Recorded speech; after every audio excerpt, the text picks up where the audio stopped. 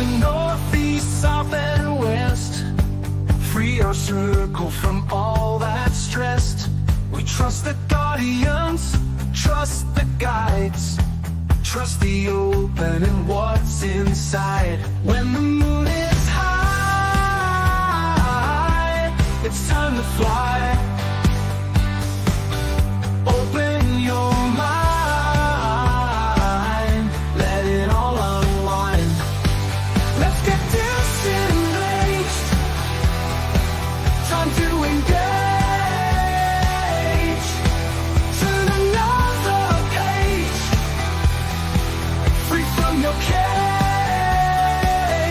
Get disenraged.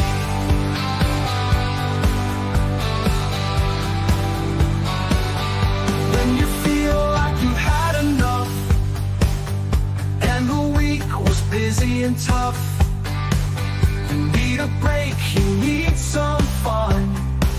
You need to take time from the run. We'll blow your mind. We're just in time. Seek and ye shall find. Time to unwind. Let's get disenraged. Time to engage. Turn another page, free from your cage. Get disenraged. Aliens, ghosts, spirits and shadows, spirituality, ultra reality, the Bible, the pagans, all the conspiracies, tarot, astrology, and alternate history. Open your heart to other possibilities and get disenraged. Time to engage.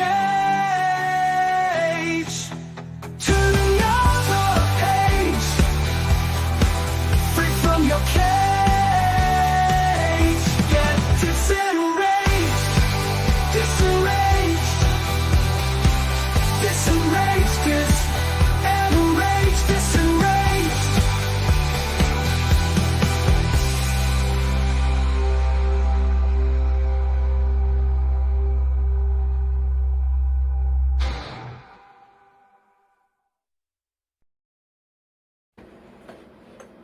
What's up, Jennifer? How are you? I am good. I'm just getting some loves from some very wet dogs. Ooh, we already have a complainer in the chat. Hang on. I Oh, need we to do do? a little reprimanding of the complainer. Let me guess, she blames the Jews. The leader would have a brown mutt like her physically removed from society. What an idiot. I can't take anything seriously coming from a South-avowed Nazi capitalist who's... Who the fuck I is have a Brown? brown mutt right Who here. the fuck is Brown? Who the fuck is Brown? I'm French and Irish, Jennifer. I do not tan, I sunburn. I'm about as white as you can fucking get. Yeah, well, I'm Italian. I bake like a fine fine loaf of bread, but I have a brown mutt. I just showed him to you. I got a brown mutt. Yeah, Oh, and they're so wet and muddy. Oh my god. Well, that's okay. We now know that John is not smart enough to be on the channel, and so he can be banned. Goodbye, John. Bye, Goodbye. John. Oh my god. Bye. What's going on, Jennifer? Are you okay? You frazzled? What's going on? I got mud. I get the mud off. Oh no. Dog attack. Yeah. Dog attack. I probably should close the door to keep them from going outside, but they've been pent up all day while I ran errands, so they gotta run. Yeah. Or they'll chew stuff because they have been chewing quite a lot of things. We've gone through packing tape. They've chewed up some paintbrushes. They've chewed up some that tape. I do not miss that puppy stage. I remember, like, I once lost an $80 MacBook core that I had just bought. So many, my dogs love chewing on the remote controls. Yeah, our remote control is favorite. Mm-hmm. Our remote control needs to be replaced. And my flip-flops, my sandals. Oh yeah, ruined my favorite pairs of shoes, like many of them. Yeah. And then they grew up. You know, I was having a particularly sad moment the other day about my dog, and I decided to order one of those like doggy clone things. So I'm getting like a custom stuffed version of my dog at some point in about 8 weeks, apparently. Oh, I've seen those. Cool. Oh, and I hope it's like, I mean, it's probably gonna make me cry, but like, whatever. I thought it would be nice, but like, but I was like looking at like Humane Society dogs after that, and I was like, Oh and, no. and I was like thinking like, do I really want a puppy? Like, no, not really. Maybe it's time for like, maybe we got to get Kobe a nice senior citizen friend that they can just like chill out and be lazy together and just be There like you old go. dogs. Maybe I that's like love a good idea. puppies. Yeah, well, it depends on if you're ready for heartache real soon again, twice. Yeah, And that might be the yeah, so real. that can be a little rough, but I mean, I loved having the puppies. I absolutely love puppies in general, but I think having them during everything this whole last year and now this transition is like, if I could do it again, I would wait till after we moved, which was the original plan before we got new babies, so we could focus on them and do all the things and puppy proof the house. And like this time we are where we are, you know. It's chaos. It is what it is. The dogs are here. It's too late. Can't do anything Yeah. about it. Well, Taylor Swift got engaged. Little Tay I Tay. don't care. I don't care. Why do people? I don't care. I don't even like. I don't even listen to Taylor. So I don't even know. And I could not. If you put a gun to my head, I could not name a single Taylor Swift song. I just don't care. I do not understand. Like, she is, like, even just looking at her, I'm annoyed just looking at her. And that's always been the truth about her. It's like, I find her visually annoying. I think that she's probably really annoying to be around. I don't think that I like her music because it's not my type of music, like, at all. I don't care that she's marrying a football, like, whatever the fuck he is. I don't care. Like he carries around like a man Birkin. Like, men shouldn't carry around giant ass Birkins. That's not very manly. I mean, I've definitely seen a picture of him carry around a giant fucking Birkin purse. Nice. Like, only gay men. I guess gay men can carry them around because they're gay. But like, he is a football player. Yeah, but he's very, very woke. He's super liberal. So, oh man, you know, I don't have a problem with a man having a satchel. I mean, that way I don't have to put all their crap in my purse. But I like some of her songs. I'm not a Swiftie. I think she's very pretty. I'm sure she's lovely. Whatever. I don't know. But everyone's been like, is she gonna do it? And I'm like, oh, good. It's over. Now we can have that, and that can be done now. We can quit speculating because it's annoying all over my news. But it's just, oh, here we go. Now it's gonna be like American royalty, you know, as they are. So whatever. I hate wedding things. Like, I have an aversion to, Unless it's the English royalty family. You love well, those. yeah, but that's different. That is the royal family. The royal family can do whatever the fuck they want. If you are royalty, you should have pomp and circumstance, and that's royalty. That is centuries of tradition and just grandeur and history and all this stuff. Taylor Swift is not fucking royalty. And like that Bezos shit too. It's like these giant extravagant weddings where just like I mean, it's just like, it's mind-blowing to me, like the amount of waste that people spend on their weddings. And I think, I mean, that obviously trickles down to normal people who feel like they need to have this giant elaborate ceremony when, you know, listen, you haven't even bought a house yet, and when you buy a house, you're going to find out how much it costs to remodel a kitchen. Oh God. And then you're gonna think about that you know, $10,000 dress that you just had to have to wear for, you know, a couple hours on one day. Why? And, Or and two. you're gonna They remember, buy I could have two. had a whole fucking kitchen. I could have had a kitchen. I could have had a bathroom. I could have put, like, it's like, it's so stupid. I've always hated this. I had a very small wedding that I didn't even wear a real wedding dress, and I wouldn't have changed anything. Yeah, we got married in just a little kind of it was like a log cabin venue up in the foothills. It was beautiful, and we had a little pagoda that we got married in. It was just wonderful. And but I know people that like get their wedding dress for the wedding, and then they have their after dress for the reception. And I'm like, well, how many? And then they have like 3 different pairs of shoes. I'm like, why do you need all of this? But these are people that have money to burn. But still, it's like, God, just give it to a charity. If you're going to be that, it's just, I don't understand the vaingloriousness of it all. We did a very simple, I did cupcakes instead of a wedding cake. Like, we just kept it super basic. Our best friends were around us. It was wonderful. Yeah, I cannot imagine. Even if I had the money to burn, and like, listen, I'm not opposed to like spending money on things. I would spend money on like a like really awesome vacation, like, like some sort of like awesome luxury place where you have like all inclusive and like the beach and all that. It's like I would do that in a heartbeat. But that's like an experience. That I think that's just a different thing. But I guess, I mean, to each their own, I suppose. But the whole wedding thing is just like.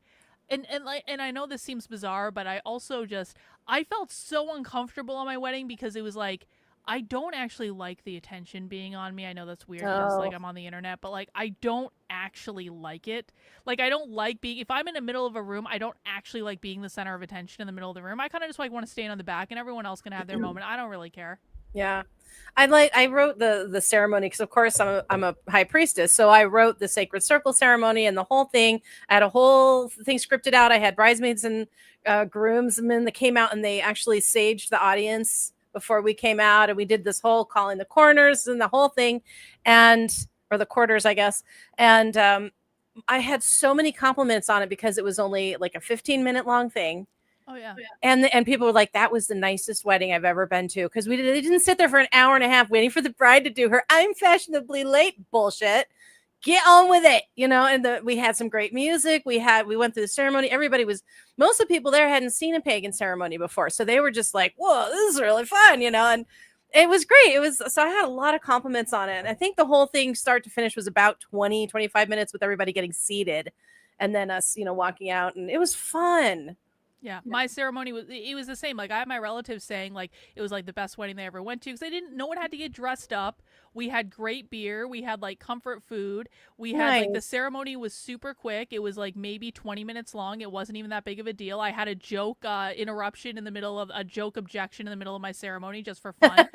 and nice. And it's just like it was like a simple thing, and it didn't need to be like extravagant. And honestly, I probably, had we not known, I knew we were gonna have to deal with like the immigration stuff at some point, and we like had to do immigration interviews and all that stuff. Yeah, and so totally. like honestly, if it hadn't been for that, I would have been happy just eloping, to be honest. But like I was like, oh, we need to make it look like we're actually married, even though we are. But if we show up and say we elope, like the immigration people aren't gonna think we're married and blah blah blah. Yeah, true.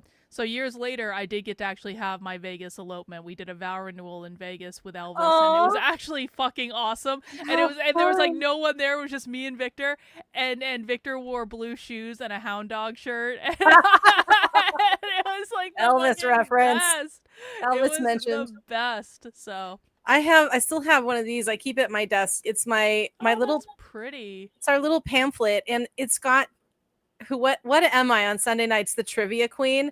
It's got wedding trivia and wedding history. Like, why do we have a bridesmaid? Why do we have a best man? Why do we throw flowers? Why did all the wedding traditions explained, just to have give people something to kind of look over so they didn't get bored. And I love informationals. So anyway, but speaking of conspiracies, hang on, let's just for newer too. My dad turned 69 on Monday. Well, happy birthday to your dad, bro. Appreciate 69, dude. Yeah.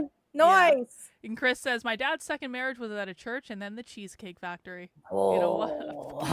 Like, you cannot, like, I'm sorry, you can shit talk the Cheesecake Factory for a number of reasons, but the cheesecake at the Cheesecake Factory is actually amazing. It's really good. It's amazing. Yeah. So I'm feeling a little talky today. I had a nightmare about you this morning. You had a nightmare about me? Oh, no. Yeah. Oh, no. So what did I do? Well, you cried. It was very sad. I can't stand it. I can't stand it. But I'm very emotional and having a lot of anxiety right now. And I think it was translating into this. It's the second time I've dreamed that I was late or missed DISENRAGE. And I was like, in the dream, I was manic. I'm like, I gotta get this done so I could be there on time. I gotta be there on time. And all of a sudden I look at the clock and it was like 20 after 7 Mountain Time. And I'm like, oh shit. And I plugged into the thing and I saw you just like looking down and you were all sad. And then you just turned off the computer, the screen went blank. And I'm like, fuck. So I called you and somebody else answered. And they're like, I can't believe you did this. She did this at the worst time. She's feeling so low right now. I can't believe you did this to her. And I was like, So you for some reason were having dinner somewhere with a bunch of people from the community. And I knew where it was. So I drove over there. This is a really long dream. So I drove over there. Insane dream. You drove a long ass way. I have very involved dreams. But anyway, so I drove over there and I got into the restaurant. I'm looking through the crowd and I find you sitting there and you're just like, yeah. I felt, oh God, I did this to her. I'm so sorry. And I went over and apologized and you hugged me and I'm like, we can still do the show. Come on. I'm like, I can fix this because that's my Capricorn. So I'm like, come on, we can still do the show. It's 8:00. So what if it's an hour late? Nobody gives a fuck. We're always late. Let's do it. Whee! And you're like, okay. And then we did the show. I'm not quite sure I would ever cry over you being late to a show, but no, I don't think so. like I think that might be a little unrealistic. Given, I mean, we're fucking. It's our show. We're always on time. Everyone else is just early. Like time is not real. Whatever. Yeah.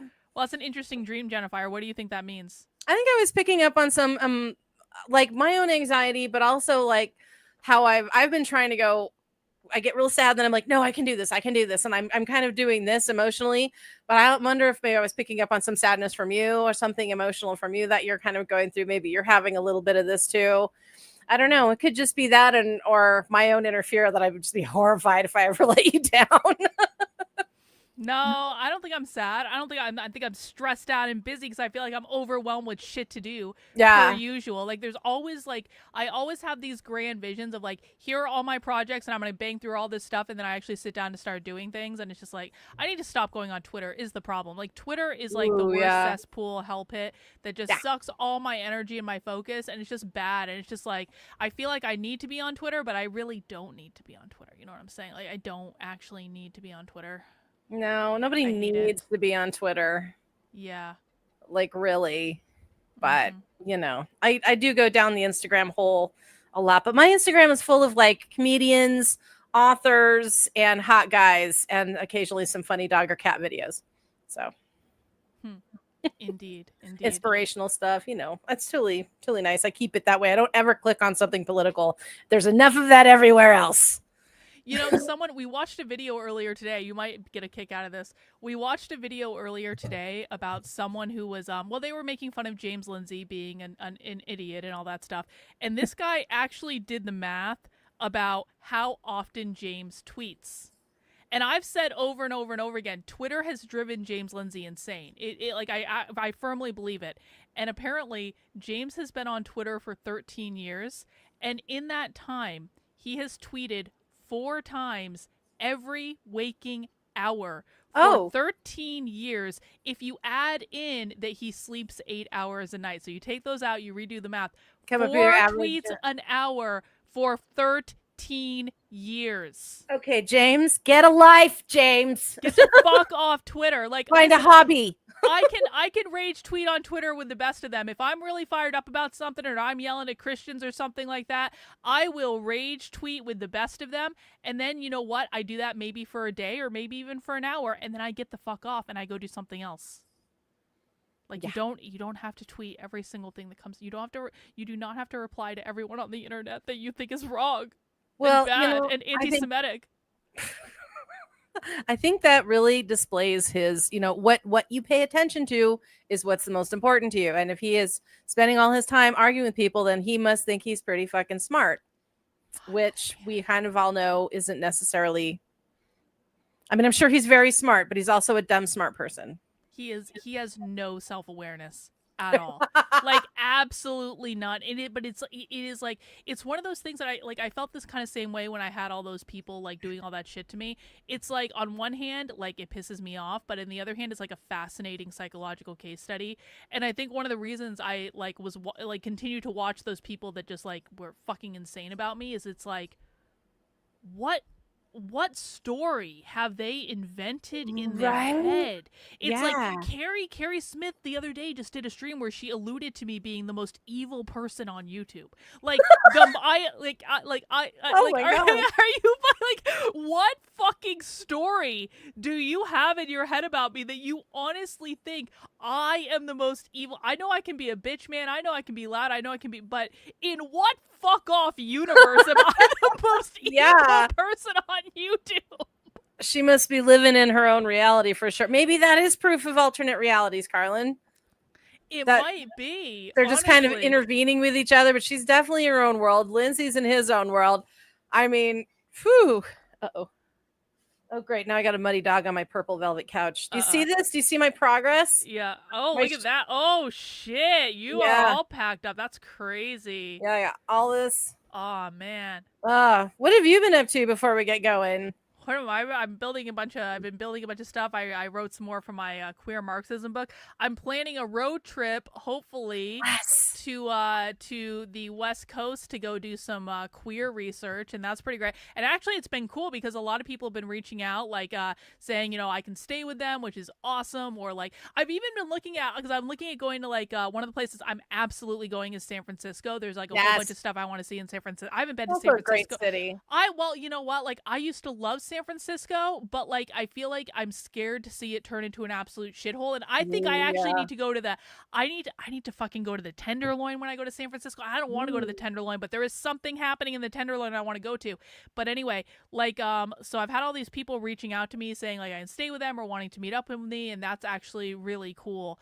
So I hope that works out. There's another thing I want to do in a couple weeks. I'm not going to say what I'm doing, but there's another undercover thing I want to do that looks crazy and insane. And I was actually just talking with like a former Project Veritas guy the other day, and he's like, he's gonna rig me with a whole fucking hidden camera and all this shit.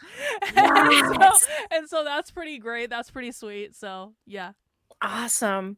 Well, before we get going, I want to just do a shout out to a new member who joined us for the first time last night at movie night with Mac. Hi, I want to say hi to Simona. She was a blast. We had a good time. We had a really lit chat. We had a bunch of people show up for Jay and Silent Bob last night with Mac hosting. It was so much fun. She's really, really nice. I just want to welcome her to the community because she just seems like one of those people that jumps in and it was just nice to kind of have that and fresh new energy. So yeah, I loved it. Hopefully we'll see you in the future too, Simona. So yay, big hug for you, girl. Yeah, definitely. That was awesome. And Simona's gonna send me some zines, and so that's always good. I always like getting my propaganda. Yes, indeed. All right, cool. So on the roster. We're on the roster now. All right.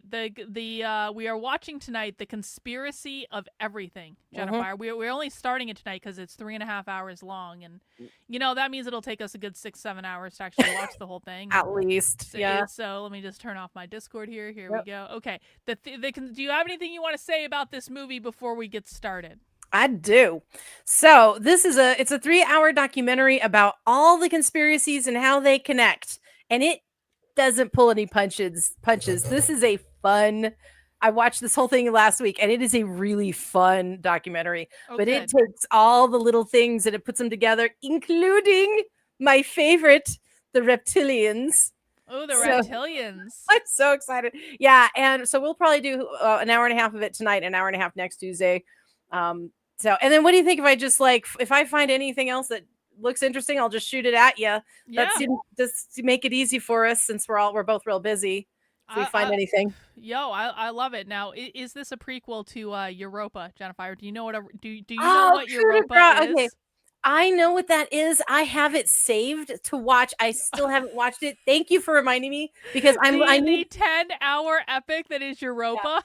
Yeah, 10 hours. It's long, but I do need something to listen to while I pack. So I'm gonna write it again. Europa. Jennifer's gonna go away and watch Europa, and she's gonna come back, and it's gonna be a completely different conversation. This is Jennifer. I really think now you have to keep in mind that there are some things in Europa that are not accurate, okay? But it does a fairly good job of explaining the mise en scène. But just take it for what it is. It's it is what it is. But wait a minute, is that the Hitler one? I'm excited for you to go on this journey, Jennifer. I think this is gonna be great. I think this is gonna be awesome. You're gonna see the world in a whole new way. I kept threatening to watch Europa over on Rumble, and I just never got around to it. It's 10 hours fucking long. Okay, well that's kind of how I feel about this because this really ties a lot of because I'm not necessarily, it's not like I'm not red pilled. I know what's going on. I just don't get involved. I just let it happen in the background because I got other shit I need to focus on right now. But there I'm sure are going to be some things that it's not like I know everything, of course, but yeah. So okay, fine, I'll go get red pilled. There are definitely things that you don't know. I'm pretty sure. Just based on the conversation, and then no shade. There were times when I didn't know them as well, and then you learn them. And really, you didn't come out just knowing everything? No, I didn't come out just knowing everything. I do have to actually learn things every once in a while. Oh my! I do have to actually learn things as it turns. I think it's going to be great, Jennifer. So that's great. You're going to watch Europa while you pack and move. While I pack, and then we will have a debrief at some point, and then we'll get you to watch The Greatest Story Never Told, and then we'll get you to watch well, we got a whole list. I've got a whole. Oh, good. Yeah, it's gonna be great. Yeah. Well, anyway, this is I'm sure this is not as heavy. I don't know. This is the world I live in. I love these kind of conspiracy theories. This is where I live. And I like every single one of these as I was watching it. I heard it. I've heard them all before, but I love how this put them all together. So excellent. Enjoy. All right. Well, let's jump right into it. This is the conspiracy of everything. 2020, we launched this movie, The Conspiracy Theory of Everything, which has been quickly and consistently banned from social media every time we publish it. Now, however, Mark Zuckerberg recently appeared on Joe Rogan and shared that in 2020, the Biden administration forced all of big tech companies to outright ban and censor a great deal of content, and that with Trump back in the Oval Office, these restrictions have gone away. As an experiment, we're attempting to republish a version of The Conspiracy Theory of Everything in a more complete form. Watch it while you can. It still may be subject to removal. If this is the case, use the link in the description to get access to Spirit Conspiracies, which includes the full series plus a ton of bonus content as well.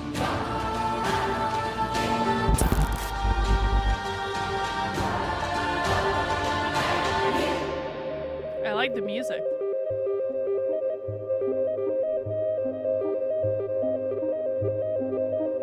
Welcome to what may very well be one of the most important videos we've ever made.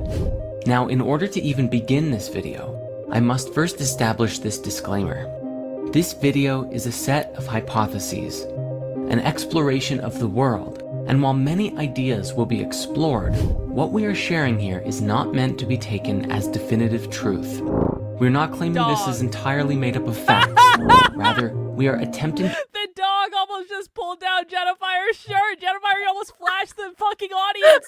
We're on YouTube, Jennifer. Keep your tits in your shirt. What are you doing? I'm doing my best. I look down at my phone. I look up for 1 minute. All I see is boobs. Like, It's trash. Now it's all I got dirt in places I don't want dirt. Not okay. Oh my god. You muddy bastards. Look at this. It's all mud. dogs ruin everything.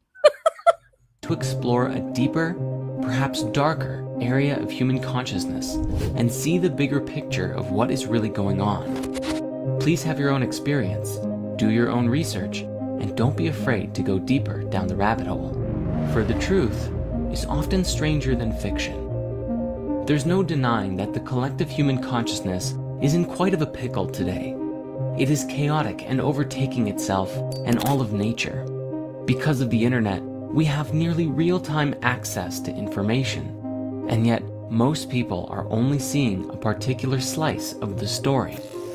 For example, the algorithms behind what you find when you use Google, Facebook, YouTube, and almost every other social network are designed to show you what you're already looking for, or what the computer code thinks you want to see based on other people's behavior. Unless you're actively searching for new information, to find something different, or follow someone who is creating content that is going down rabbit holes and sharing what they find, what you get is generally what you're already accustomed to seeing. You only see what you want to see. Further, due to the controversial nature of many ideas, especially those labeled as conspiracy theories, many ideas are not explored by the masses, because when they hear about it, they see that these ideas are ridiculed, and they write them off as nonsense or dangerous extremism. Following the herd mentality makes it easier to dismiss exploring new ideas, so people can easily go along with their lives. This is critical because the ability to change one's belief changes your experience of life, and most people are happy just letting things be as they are. A minority of people are compelled to seek higher truth at all cost, and certainly most of us know that sometimes it can be very hard to empathize with those who choose comfort over following their passions. As the saying goes, you can take a horse to water, but you can't make it drink, and trying to convince others to think differently only leads to distress on everyone's part. As many ancient texts will suggest, this is not how true wisdom is passed on. This creates a sort of self-created deception, and distraction from the bigger picture, which is rarely explored. If you're already familiar with spirit science, we've talked before about how everything is connected. This was even a fundamental part of my own awakening, where I had a transcendent experience that all things were one, unified and stemming from and linking to a singular greater whole. Yet today, and the struggle of human consciousness, is that most people are not seeing it, simply not looking, or not even wanting to look. In modern science today, there are many scientists searching for an all-pervading theory of everything, something that unifies quantum mechanics and the theories of relativity.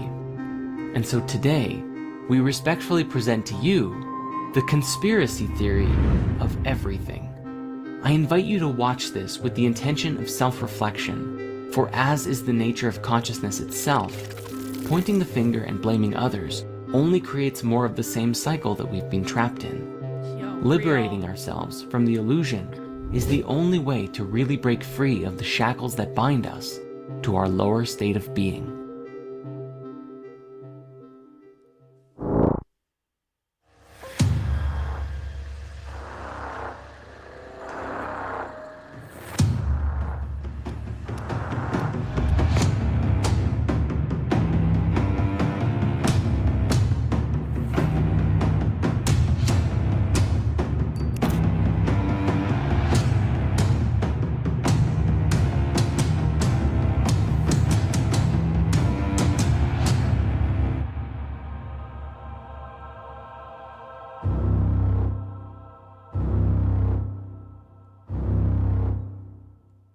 The holographic demiurge. Our conspiracy theory of everything begins first with the demiurge. The demiurge is an ancient Greek and Gnostic concept describing a consciousness that is considered to essentially be the creator of the physical universe, but not the supreme creative force behind all things. A good way to explore this idea is through The Matrix, a science fiction story that suggests everything we think we know of as the real world is nothing but an illusion, a false world within... I can't. I now know the Matrix is socialist, and I can't anymore. The Matrix was a call for people to awaken to class consciousness, and I cannot even. It's so awful. Jennifer. I thought it was the opposite of that, or is that the ruse? No, it's all socialist. It's been confirmed. It's all. So socialist. wait, I have a question. Was that because I haven't watched the thingy? The stream you did a stream on it, yes? Yep. Because and I wanted to watch. I got to find it and put it in my watch list. Because did they confirm it with the Wachowski siblings? Yeah, they talked about how there were queer characters and non-binary characters, and that this whole thing was a fucking allegory, and they're completely socialist, and Keanu Reeves is they're all fucking socialists. They're all fucking leftists. Not Keanu. Yes, he No. yes, he did. Yes. No. Yeah, he did. It was covered in the video. Yep. Socialist. No, I won't believe it. I know. I mean, you think he's a perfect man, but no, he is not a perfect man. So sweet. He's not. No. Socialist. Well, I mean, maybe you can be a good person and still believe bad things. I don't know. I guess, whatever. which most are imprisoned, unable to effectively identify what is real. As people go about their day-to-day lives, they think that their world is authentic, but that every individual is truly plugged into an artificial reality severed from the real world. While people suffer, there is a tremendous benefit to the ruling overlords, who in the film were a form of AI. As it relates to us, this AI is in essence the demiurge. The demiurge was described as a force, a deity, or a consciousness who was responsible for the creation of the physical world and reality. However, in a way, it had imposed itself over top of the true reality, the supreme oneness that created all things.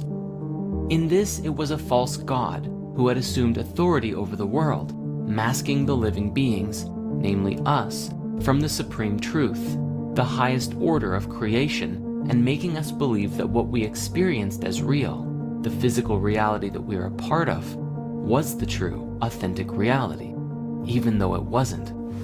Depending on the school and belief of different Gnostic sects, the demiurge was either seen as something malevolent, deliberately trying to deceive us, or something that was simply ignorant or misguided of its place in the universe and the rest of creation, which led to us becoming lost in the illusion as a result. Said in simple terms, the demiurge was the force behind the physical universe, but within our consciousness, so long as we perceived that which is physical to be real, we were slaves to the illusion of the false, or at least incomplete, reality. To that end, these ancient people, at least those who are part of the ancient mystery schools, believed that the physical reality was an illusion. They sought to liberate themselves from the illusion of reality through varying spiritual practices, from meditation to plant medicine ceremonies and everything in between, in order to connect with higher realms of existence. And that's not phrased very well. Like, physical reality is an illusion. I don't think that's what they thought. Like, we are physical beings. We're in a physical reality, but we can also transcend that reality, and there's something greater that's going on above it. I agree. I think that most shamans and spiritual peoples of yore and now believe that there are many planes of existence, and we're in this one, and sometimes you need something to help you bump you over to the other ones. So yeah, I agree. Clunky phrasing. Break free of the false world by finding the truth, the supreme oneness within. This is because even the demiurge and the physical universe still stemmed from the supreme oneness, and the light of truth could be found within. Known to the Gnostics as Sophia, meaning wisdom in Greek, it was the act of awakening this divine spark within us that would return us to the higher realms, which became the ultimate goal of many Gnostic schools. This is where we find the roots of enlightenment and light concepts from around the world, which teach that within this world of suffering, we can release ourselves from the illusion through various forms of mastery and self-discipline, both physical, emotional, and mental. This, of course, takes considerable effort and intention to do so. In essence, transcendent people do what is hard, and that's why their lives are easy.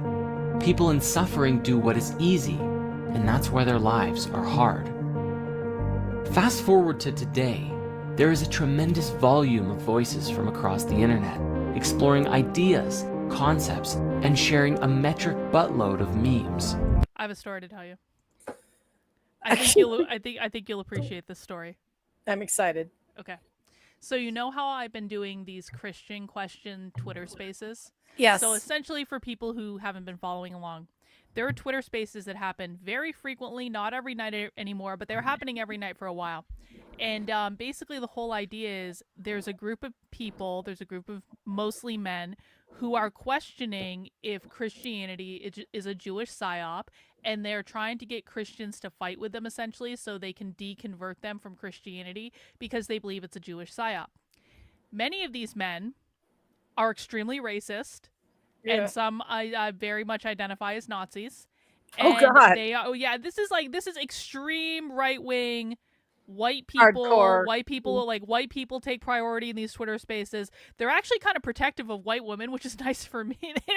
but like they're racist. Okay, they're racist. And of course, Adam Green is involved as well. Adam Green doesn't do as much of the race stuff, which actually is part of the reason I appreciate him. I don't really personally like the race stuff, but like I understand their perspective on it, and they're not actually. Well, no, sometimes they can be hateful. Sometimes they can be aggressively hateful. But there was a Twitter space with them the other night, and there weren't a lot of Christians that were coming up to talk to them, and so I ended up coming up to talk to them, and I swear to God, Jetafire, I converted like so many of them to believing in like energy and understanding like manifestation and how all this works and stuff like that, and some of them were poo-pooing it, and I was like no, because some where I was like talking about I don't even remember like spell work and stuff like that, and like why this works and how you have to do it, and because they're obviously they're very anti-Abrahamic religions, but I think their minds are actually very open to like other sorts of things. And so I was explaining to them, I was like, you know how the Jews did this is they have the Kabbalah and they're harnessing some energy, and when they're doing that rocking back and forth thing, they're channeling energy and they're doing it collectively. And this is how they're doing it. And if you want to understand how they're doing it, you need to understand what they're using, because we all have access to the same thing. This is not some special Jewish exclusive thing. And so I think I actually started getting some of them like interested in it. And then there was like really good conversation about it. I got so many DMs afterwards, people saying, I totally believe what you do and I understand what you were talking about. I'm glad you brought it. And then in the group chat that I was in later, like last night, there was a whole discussion about astrology in the grid. People were sharing their astrological charts, and I'm like, this is so fuck off funny. This is a group of racist white men who are like totally red pilled on like all the Jewish stuff, who are doing and this is like honestly one of the best, most open-minded groups that I've talked to in a while about energy and manifesting and astrology without judgment. Yeah. I was like, oh shit. First of all, the last thing we need is a bunch of Nazi pagans. I'm not sure I'm down for that, but but if they start following the path, that might open them more up to maybe not being so hateful, because when you put yourself on the path, it kind of, you realize you have to be gentler to work with it. Well, I don't know if they're ever going to like non-white people, but Alpha Wolf here. Speaking of CQ, hello from CQ Radio, Karlyn. Karlyn has been a great sport joining us occasionally. Hi, Alpha Wolf. Yeah. I love CQ Radio, man. I love it. Even like some of the race stuff they do, like I find it like shocking, but in a good way, where I'm like, oh, I shouldn't be watching. This is bad. But like I can't not. You feel so naughty. But I understand their perspective on it. It's like they feel like, I mean, they're very serious about, like, they think like the white race is like dying out and it's being like, you know, and that's actually kind of a real thing, just like demographically. And they're like, we actually want to like defend ourselves and our people, and we want to maintain our traditions, and I actually think there's kind of something noble about that. I mean, they're racist sometimes, but they also, I understand their perspective on things. I do. I don't ever, of course, don't think one race is better or worse than another. For me, it's all based on your behavior. Are you a good or bad person? So I get twitchy with extremes. I'm not a real fan of extremes, but I know that sometimes that's how a lot of us need to learn. You go from one extreme and then the pendulum swings and you go to the next extreme and now you're way over here. And, you know, I really hope that most of them, if not all of them, learn how to release that kind of hatred and fear, because that does not ever attract good things. Again, like I wouldn't characterize them as hateful. I would not characterize them in that way. I would not characterize them as hateful or aggressive or angry. That's not honestly, the energy is like really good. It's honestly like there's like a lot of camaraderie. There's a lot of, I mean, it's honestly like if the energy was toxic and bad, I wouldn't be hanging out. Oh, I'm sure. You know what I'm saying? So I don't know that I would characterize them like that, but they definitely have their opinions, and it was just kind of like it was funny to, you know, kind of have that conversation with them. And I thought it was going to go horribly wrong when I started talking about it, but I was like pleasantly surprised at the conversation that was allowed to happen, which is not something that I experienced anywhere else kind of in that realm. Yeah, I think societally we are experiencing swings for sure. And I think people need to understand that being pro-white does not mean anti-other, or being pro-black does not mean anti-other. It's just like you're celebrating. Like I'm Italian, I'm pro-Italian, you know? So I guess I'm a person of color, I guess, according to the government now. So that's cool. You're a white person of color. Italians are white people of color. So are Polish people, Irish. I believe, and Irish. Yeah, we're white people of color.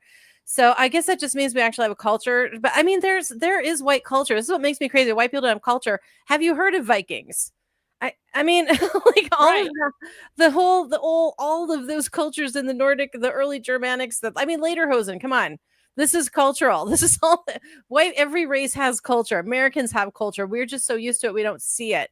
But we know what it is when it's called out. We're like, oh yeah, that's American. Like we say, American is apple pie, stuff like that. I don't like separation. I don't believe in discrimination, but I kind of do, honestly. I understand we all have prejudices, and every single person alive has them. Listen.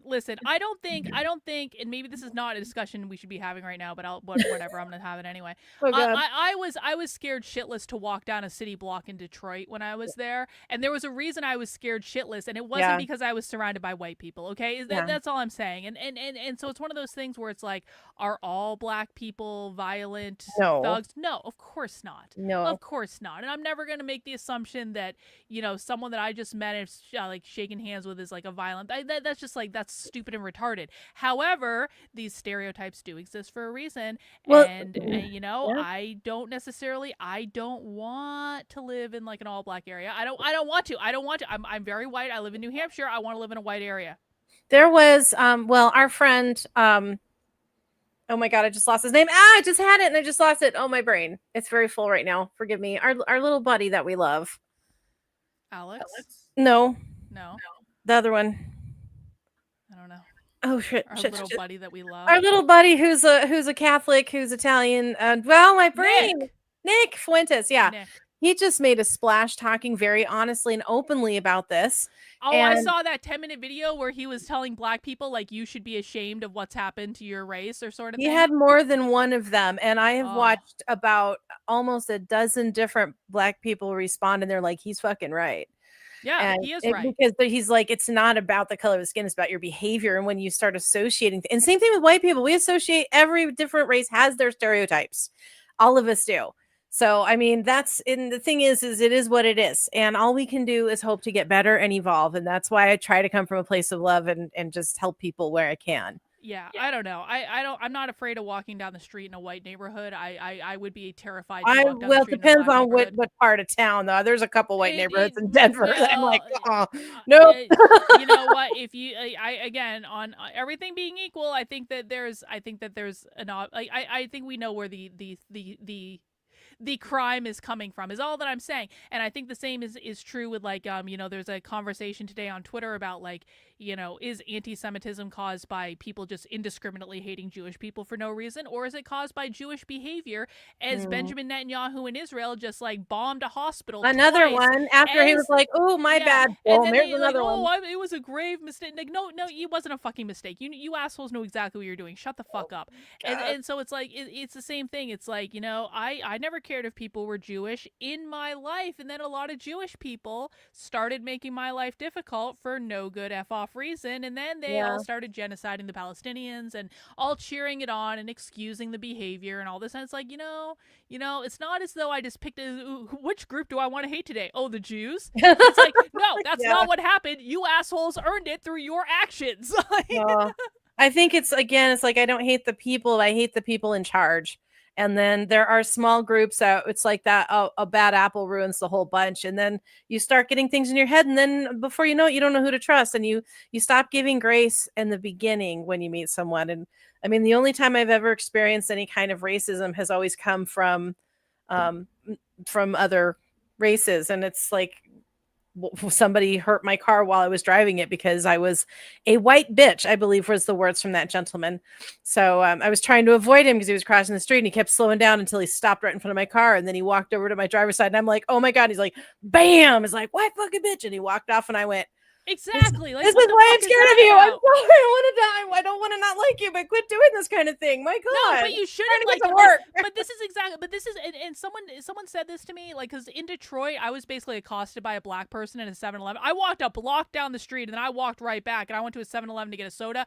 Accosted by this is my one experience in Detroit. Accosted by a black person. Oh, so scary. And someone had to say to me, it's like, Karlyn, you have a right to not want to be around them. Like, they like, this is not what you caused. Like, they caused it. And it's the same thing. It's like, you shouldn't have to apologize. No, I don't want to not like you. No, I actually do want to not like you. If you're going to be a fucking insane person on drugs in the middle of the city and accosting people for no good reason, I do not like you. And I'm not going to pretend I do just because you're fucking black. Yeah. It doesn't matter to me what color you are. If you're not, again, for me, it's about your behavior. So, but you can't help but start getting stereotypical, and you can't help but getting prejudgy. And I mean, it is what it is. If you don't want that to happen, don't be that person. Be the good person. That goes for everybody, All right. Great talk about racism and anti-Semitism, Jennifer. Excellent. I'm so scared now because See, now Jetfire's feeling it's the first step of getting over, the first step of getting over the fact that you might be called a racist is just to say something racist and then understand that probably nothing bad is going to happen. Yeah. Well, if I actually was a racist, I would be saying racist things. And that most people agree with you. Oh, God. Yeah. We're all canceled now. It's over. Oh, man. Yeah. Show over. We were going to watch the conspiracy movie, but now we can't do it. It's over. No, it's not. More conspiracies. Yay. This is part of it, too. They seek to separate us by encouring that bad behavior. I want us to be separated. I wish the black people well in their own country of Wakanda, and they can build their they can go back to fucking Haiti, and I don't give a fuck. I want them to be separate. I live in New Hampshire for a reason. I love black culture and black people. I think they're amazing. I think they're such a blessing. But yeah, well, then you think about that down in South Africa, they're trying to get rid of the Dutch. They're like want them to go back to the north, and they're killing white people. The Dutch should just leave. The white people in Africa should absolutely leave. Like, I mean, and this is the thing, and it's like, do I hate people? No, I don't fucking hate anyone. But do I not want to? I think we should just be like, okay, you can live over there, and we can live over here, and if we want to trade, or if there's some business that we can do that's mutually beneficial for both of us, that's cool, man. I wish you all the best. I hope you clean up all that garbage on the streets in Haiti. I think that'd be a probably really great start. Yeah. But like I don't want to live it. You can have it though. But what if you fall in love and then with a black person? Yeah, why not? That thought, quite frankly, has never occurred to me in my life. No offense, black people, but I've never dated anyone that isn't white. Well, I've actually dated a couple black guys, and they were both really nice, wonderful people. And I'm sure there were exceptions to every rule, Jennifer. I'm sure they were very lovely. There's no rule that anybody of any color is bad. Stop it. Stop it. Stop it. This is Disenraged. Deep breath. Deep fucking breath, Karlyn. Okay, Jennifer. Okay, here's what we're gonna do. You're gonna watch. We're gonna back. We need to back up. I pushed too hard, too fast. You still need to watch Europa. And you need to we need to back up. We're going a little too far, Jennifer. But if Jennifer gets through Europa and she starts to figure out that whole thing, we can revisit the racism question later. Okay, does that sound good? I think love has no color. I truly do. Okay, there are many or any, and love is love. And I support it where we can find it. I think if we were more focused on how much we can love each other and not how we can hate each other, we'd have a much nicer place. I don't think it's hate to say I just don't want to be around. This is like voluntary association. It is not. I don't hate anyone. I don't wish them ill. I hope they have a very nice life where they are happy and they can do whatever they want. I genuinely do. I want that for everyone. We should always want people to have a great life. I just don't want to be around them. Okay? I just don't want to be around them. Okay. That's all. That's all. I feel like life will be substantively better and things will be calmer and there'll be less violence and less crime and less bullshit if we just... They can I don't think it matters. I don't think, because there's always going to be crime and bullshit. I think crime statistics beg to differ. But again, we can revisit this conversation after you've watched Europa and have had time to process that information. All right. All right. Well, don't forget, I'm a highly evolved being, so maybe I'll see things that, and I'd like to hold on to my opinions too. So we'll see. Okay. I'll take you up on that challenge. Challenge accepted. We'll see how it goes. All right. Okay. Let's continue. Okay. But amidst the voices of the masses, we find a new concept emerging and being discussed in scientific and even some mainstream circles. An idea that proposes that the entire universe as we know of is actually a hologram or a simulation of some kind. Scientifically speaking, if we look at the cosmos from the perspective of quantum mechanics, there is a general acknowledgement that we really don't understand the universe like we thought we did. We are seeing the building blocks of the universe, the subatomic particles, the waves, behaving in ways that do not make sense in the context of classical mechanics, which revealed discrepancies in the laws of physics. Yet, the laws of physics still stand and apply in a practical sense when talking about our macroscopic world. But the fabric of the reality that we live in operates by rules that we have yet to uncover. The holographic universe seems in principle to be very much like how you might expect a movie and a projector to work in tandem. When you watch a movie, you enjoy it linearly, going through it one frame at a time, usually at 24, 30, or 60 frames per second. The stories on the screen follow a narrative of some kind, and generally speaking, there are definite laws that make up the universe you are experiencing in the film. Yet, listen, big tech got there before you guys ever even knew who I was, so you thank him for the influence, because he's the one that created this 2 years ago. I'm just saying. But also, don't hurt my friend with your weird points of view too much. Just saying. What are you talking about? Who am I hurting? No, not you. Them to you. You're my Oh. friend. I don't know the fuck No Wolf one's is. hurting He me. sounds great. Jennifer, do you think anyone can convince me of anything that I don't actually like? In the time that you have known me, has anyone been able to convince me to do anything that I didn't want to do anyway? Like, has that ever happened? Like, have we fucking met? You think they can influence me that easily? You think they're so charming that they can... Oh, no. I have seen you evolve due to influences around you. Not that that's a bad thing. You're going to evolve too, Jennifer. It's going to be great. I'm going to always be the awesome goddess that I am, full of light and love. Okay. Oh, yeah, I have to save my own soul, damn it. I've been naughty. All right. the quantum world, on the other hand, is like being able to observe the entire roll of film timelessly at any point, which includes zooming in on individual frames, playing things backwards, forwards, the sequels and prequels all at the same time. Yeah, I'll shut up now. The particles and waves that make up our reality are non-linear and could potentially imply notions of retrocausality. And while they too follow their own set of laws, they are different from the world we exist in at a macro level. Another example of this is found in computer code. What you are seeing on your computer or phone screen at any given time is a filtered projection of what is really going on underneath the surface, designed to be easy for you to interpret. Yet, under the surface of these machines, there is a computer language that is incomprehensible to nearly everyone. Languages like binary and machine code are too simple to make complex algorithms effectively in. Instead, programmers use higher-level languages designed to be understood by humans to write code that is then translated into the lower, base-level machine code and then binary at the bottom. What you are seeing when you look at your phone or computer monitor ultimately comprises mountains of ones and zeros that lay under the surface of the digital world, just like what is under the surface of our own reality. You might be familiar with the ancient wisdom teaching, as above, so below, a concept that applies on several levels, describing that which exists in higher realities is a mirror of lower ones. So as with machine code and binary, ultimately all of that computational code is equal to and actively creates the digital experience on your devices. But they are two entirely different paradigms. This is the great challenge of modern science today, unifying quantum mechanics and general relativity, because we are unable to comprehend yet how the physical world and tangible substance, continuity, gravity, life, time, and consciousness emerge from this flux field of quantum information, which appears to operate by an entirely different set of laws related to statistics and probability.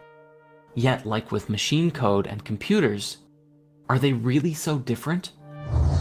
The question then becomes, as many are theorizing today, could our entire reality be nothing more than a simulation? An artificial reality that our consciousness is plugged into? There are some oddities that have been captured on camera that some people believe are glitches in the Matrix. Now maybe these oddities are fake, who knows? But as an example, we do have this curious clip of a bird who is perched in midair without moving before flying away. There was also this news footage from Russia several years ago that someone caught an individual levitating on camera. But when the guy with the camera called out to them, the girl dropped down and ran away. Did you see the bird? Again, I'm not trying to say this is hard evidence of a real-life Matrix. Well, what's interesting to me about that moment is you can... Oh, there it is right there. You can see the flag waving. And so, like, you can see that it's have this not curious frozen. clip of a bird who See, the flag is waving, so you can tell that it's not paused because there's other things moving in the frame, and the bird just stops. was perched in midair without moving before flying away. Wow. There was That's also crazy. this news footage from Russia several years Look at ago this. that someone Yeah. caught an individual levitating on camera. But when the guy with the camera called out to them, the girl dropped down and ran away.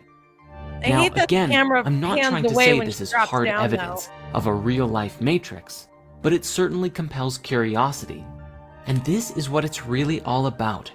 Humanity living in the question, in the mystery of life, and these strange occurrences that beg us to ask the question, what is the true nature of reality? Now, on that note, I encourage you to please do your own research and go down these rabbit holes yourself and make up your own mind. In this way, you become a conduit of free thought rather than following in the herd mentality of that which has been established for you by the powers that be and society at large. Even if the laws of physics as we know them today say that this is impossible, levitation or birds perched in midair, we also know that the laws of physics are incomplete. We don't even know how to properly fit gravity into our standard model of physics, and perhaps unlocking these secrets will change everything for us. And this brings us to our primary key, where we begin with our conspiracy theory of everything, the basis from which everything to come will build off of. The demiurge is, in essence, a lesson about the illusion of reality. That the entire world as we conceive it to be is based on what we perceive with our physical senses, which is a limited experience of the totality of that which exists in the whole universe. This idea suggests that the illusion of the cosmos is incomplete, and as long as we believe in only it by itself, we too shall remain incomplete. We are living within a material universe, yes, but there is more to the cosmos than just that. And as long as we choose to believe in this limited reality, we will continue to perpetuate its existence. It is only by embracing that which we don't know and asking the right questions can we break free of the fetters that bind us. In the Emerald Tablets of Thoth the Atlantean, there is a great deal of discussion that describes the human soul as a light trapped in the veil of the night, a metaphor suggesting that the night is the illusion of separateness, the soul disconnected from the supreme oneness, or simply trapped in illusions in general. Basically anything that is not the highest truth. It is the unilluminated mind that actively creates the reality that it perceives to be real, and as such, humanity lives out its days in the dark, veiled in the illusion of one's own beliefs, disconnected from any higher reality. This was portrayed excellently in Marvel's Doctor Strange, when Stephen denies anything beyond the material universe, and then is shown a glimpse of the multidimensional nature of reality, that thoughts are things. He is shown that all of us steer the reality field by our conscious intent. But yet, as we become complacent in the creation of our lives, we give up control of the driver's seat.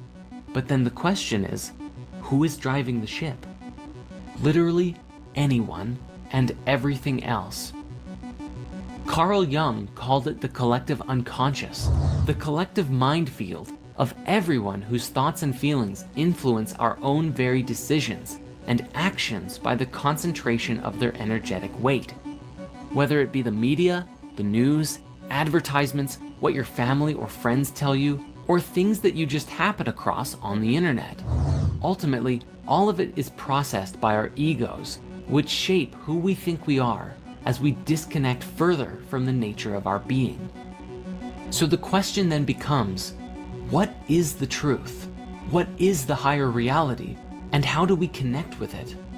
The ancient wisdom teachings describe that the quest for wisdom, or enlightenment, or the true nature of being, is a continuous journey into the unknown, and the illumination that we are active creators of our lives, not simply beholden unto the preconceived patterns that we've been following in. The great truth we must understand about the demiurge is that we are the ones who actively perpetuate its existence by believing in the physical universe as the ultimate reality. Your beliefs shape the reality that you experience, as Dr. Bruce Lipton has demonstrated through his work with the biology of belief. The beliefs and ideas that we hold in our minds can be scientifically proven to affect how our DNA and cells express themselves. If you believe you are a lowlife with nothing going on... You know, it's starting to occur to me just watching this. It's kind of like all of the interesting ideas in the world are labeled conspiracy theories. Oh, it's At true. some point, it's like if you're not the most boring possible person, just taking everything as it's handed to you on like the mainstream media and stuff like that, you are an unhinged conspiracy theorist. You know, and that's kind of like a shame. It's like how many interesting ideas throughout history just have like been completely shit on and poo-pooed, and people like ostracized for even suggesting them or any of these things, when actually they're probably correct. They just weren't what people wanted to hear. Well, if you buck the system has to put you down, doesn't it? So, God, I fucking hate human beings. Honestly, like forget about black people or Jewish people or any of that. I just hate everyone. I am very like, I hate Christians. I hate Muslims. I mean, Asians are okay, but like you know, like what, like everyone everyone else can kind of go fuck themselves. I even hate a lot of white people. I mean, I'm probably like a self-hating white person or something, but because human beings suck. Everyone sucks. Everyone. Except everybody here. Yeah, we're the cool kids. There are always exceptions to the rule. Again, Jennifer, most human beings, as a general rule, I hate almost everyone, and most people suck. And then there are exceptions to the rule, and those people usually find their way here. I don't like people in power for power's sake, and I don't like fearful people because fearful people do things that make no sense and always hurt someone because of it. Yeah, I hate you too, Jenny, with love. Fuck you with love. With love. Go fuck yourself with love. And will die alone and miserable, guess what kind of life you will lead? If you believe you can change the world, guess what kind of life you will lead? In order to break free of the limitations that we feel are imposed upon us, we must first believe that it's possible to do so. We must open ourselves to a greater truth, a greater reality, one that is beyond the demiurge, and perceive a cosmic truth that forever changes life as we know it. Yet, humanity is not paying attention to messages like this in mass, and there is a reason for it. It is a very significant and critical thing, for this one piece of the puzzle must be resolved in order for humanity to truly advance as a species and break free of illusion collectively. This is where our conspiracy theory of everything is going to get dark. Oh, good. And I mean really dark. In the disconnection of the soul, the ego runs rampant, and this is the source of our suffering, and how we are controlled by the elite. For this, I must offer you a warning. We must be aware. Jennifer, I think Jennifer isn't on Twitter, but we can make her get a Twitter account or something. No, I don't want to quit. This is actually good. This is actually, just to come and join us for a space, this is actually great because Jennifer, Alpha Wolf, you don't know this, Jennifer grew up in a Christian cult. The first time Jennifer was ever on the channel was years ago when I was interviewing her about growing up in a Christian cult.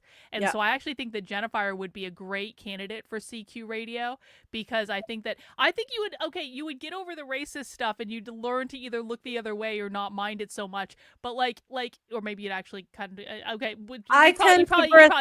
you'd probably hate it and all this stuff. But I think you would actually find the discussions of Christianity to be like interesting. It wasn't Jehovah's Witness. It was like, what was it, Jennifer? It was called the Worldwide Church of God, and it was spearheaded by Herbert W. Armstrong, and it was sort of like a kosher Christian church. We were both halves of the Bible. We celebrated all the holy days. We did things even the Jews didn't do anymore. And it was very, very strict, and a lot of us have some PTSD from it. I'm still friends with a lot of the people I grew up with in the church. We all reconnected like 20 years after we all left on Facebook. and we comfort each other because we're kind of recovering from it. It was crazy, but it also had some great parts to it too, like everything does. So it was weird. Yeah. You know what? You know what's so interesting about the CQ spaces is that one of the things that they do is it's kind of like a support group for former Christians. It really is. There's like men will get up and they'll do their testimony. They're like, I used to be a Christian. I used to believe this, and here's all the ways it screwed me up. And I just like I'm so glad I'm getting. It really, it's like people actually they do that. I think that's really actually very vital, honestly, for people to have a space like that, because there's again, like how I just said earlier, that I don't like people in power for power's sake, and a lot of ministry is like that, unfortunately. Some aren't, again, everybody's unique, but a lot of ministry is they're just in power and they're telling you what to do. And I think a lot of the guys actually believed it, otherwise I don't think they'd be doing it. But it was very subjugative. I mean, women were second-rate people. Children were even less. I mean, except unless you were a son. I mean, it was really uber traditional. It was so hard for a lot of us girls. Of the horrific nature of humanity, if there is to be any healing done. Light must be brought to darkness, and the darkness must be faced if we ever wish to solve our problems for good. Be warned that the following contains mature subject matter and may offend some audiences. Oh, good. Viewer discretion is advised. Excellent. Is everybody an adult here? Yes. Okay, good. Send the kids out of the room. I don't know. Are we about to be naked? Is it going to... A couple at you that I'm not sure about. A couple of you out there. I don't know. There is a sickness deep in the heart of human consciousness, a putrid evil that is running rampant through the underbelly of modern society, rarely seen or discussed in public, but is the ultimate source of all of our misery, our suffering. What's that? This evil masks itself on the surface appearance of the world, with the pretense that everything is okay, life is good, and look at all of the fun that we're having. Social media. However, this illusion is as false a reality as the demiurge, and in fact, they are simply a reflection of each other. As above, so below. This evil takes its roots on many levels, and one of the darkest ways that it manifests is in the form of sexual energy manipulation and pedophilia. Oh, come Jeffrey on. Epstein was the first public Come domino, on, no! a sick and twisted figure, or soulless ego if you will, who arranged and organized a large sex trafficking ring of women and girls, often underage, abusing them and forcing them to have sex not just with him, but with other high-profile individuals. Now remember, this Most came out like a was year Prince ago, Andrew originally. of the British royal family, with an accusation from a woman named Virginia Roberts that Epstein forced her to have sex with the prince on at least 3 separate occasions. Andy. The overwhelming evidence suggests that Prince Andrew is guilty, and he nearly incriminated himself during his BBC interview attempting to respond to these allegations. In the interview, Prince Andrew claimed that his final meeting with Epstein was purely to tell him, "I am cutting off contact with you," and then proceeded to stay at Epstein's place for 3 days while young women were observed being brought into and out of the home repeatedly during that time. I never saw that picture before. When questioned why he stayed there I love that. for 3 I can't days, do this anymore. he claimed Maybe that it was just a little bit purely more. a convenient One more location day. to stay while he was in town, and never saw any of these women, despite a claim that observed him getting a foot massage from a young woman inside the house during that time. Epstein was a domino, revealing a much larger sex trafficking ring that is going... Remember, guys, though, remember, Donald Trump has assured us all that Epstein is a Democrat hoax, and there was no client list, and there's nothing to see here, and we should stop asking about it. And now Mark Levin has said that, why don't you guys just get over it? Why don't all you MAGA people, why don't you just get over it? Nothing happened, obviously. The world will blow up. Good. Let it blow up. Yeah. It's time for this. Let this all come out. All you assholes need to go down. All of us are sick of it. This needs to happen so we don't have this covert private boy club bullshit anymore. I'm over it. Watching all this Epstein stuff, after Donald Trump has tried to convince everyone that it's not real and there's no client list, it's that's actually the most insane part of all of this. It's like, jeez, he Trump? campaigned on it. He campaigned on it. What a sellout that guy is. I don't know. I'm hoping this is a 4D chess move, but no, it's not. Trump is really just bought and paid by Israel because Epstein was an Israeli intelligence asset. There's so many theories about that. He was Israeli intelligence, he was MI6, he was all CIA, he probably was all of them. There's a picture of him wearing an IDF sweatshirt on a flight from Israel, Jennifer. Like anybody can wear a sweatshirt. Like Ghislaine Maxwell's father was an Israeli intelligence asset. Yeah, that's true. Like Miriam Adelson gave Trump $100 million. We all know exactly why Donald Trump is saying nothing to see here, folks. Don't worry about it. No list. It's all a Democrat. We know exactly what's going on. I don't care if my favorite people in the world are on that list. It needs to come out, and all this shit the dominoes need to fall. They just do. So many of us are ready for it. We're like, because they keep getting away with it, and we're done. It's not just about girls on an island. It's more than that to most of us. So listen, I don't know. It's not all Jewish people, obviously. No. We love the Jews here. We love bagels. We disavow all anti-Semitism. Obviously, YouTube. Yep. I'm just saying that it's Israel that is preventing this information from being released, and people need to accept that. And I think that is partially. Well, I don't know all of it, but I think you're onto something there. But I also wanted to say, I wonder if Epstein was like the ultimate triple agent, kind of like everybody was using him to get shit on each other. Yeah, maybe. Going on worldwide, as we know definitively that Bill Clinton himself had been to Epstein Island, Jeffrey's favorite place to take and rape young women. Bill had been there at least 20 times, and Hillary Clinton had been there at least 6, along with a notable list of high-profile individuals who have also visited this remote island in the Virgin Islands. Oh, there's the list. The question then is how big and how deep does this really go? If Prince Andrew, the Duke of York, was this heavily involved with Epstein, who else might be connected with this network of pedophiles and rapists? The Epstein scandal was akin to tripping over something big, and it's up to all of us to pull back the curtains and reveal what's really going on. The stories and conspiracy theories around this go very deep, suggesting that at the highest level, the ruling elite of the world sustain themselves on the energy of the innocent, that pedophilia and rape gives an individual a high, taking one's purity, shattering one's innocence, and giving them a feeling of power and authority over others through horrifying sexual energy manipulation.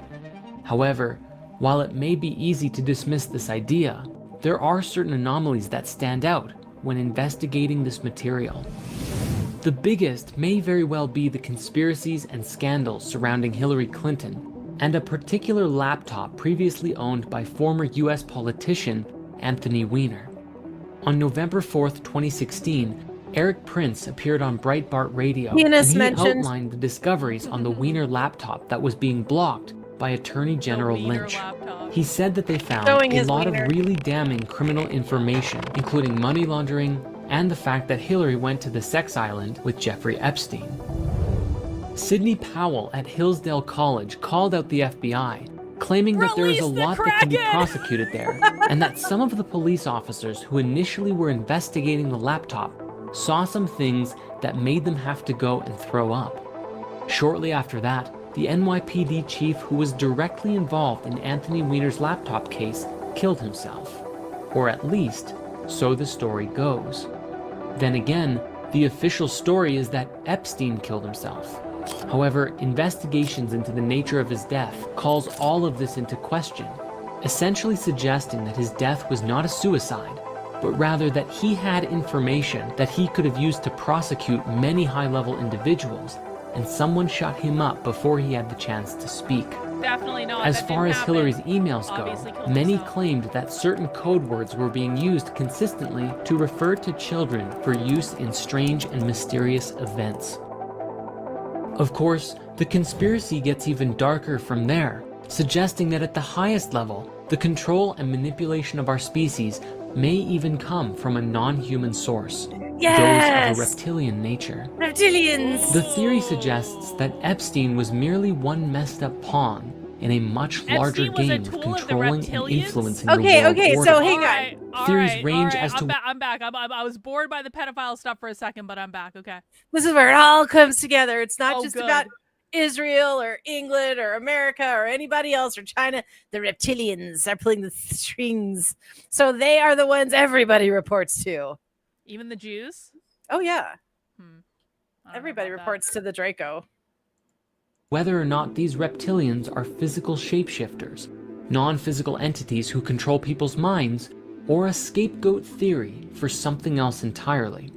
The idea itself was illustrated very well in the movie They Live, showing people as weird aliens who used a particular signal from a radio tower to mask their appearance from the public, but were otherwise living among us and enslaving our mass consciousness. And you can watch our video breakdown of this movie right here on our channel.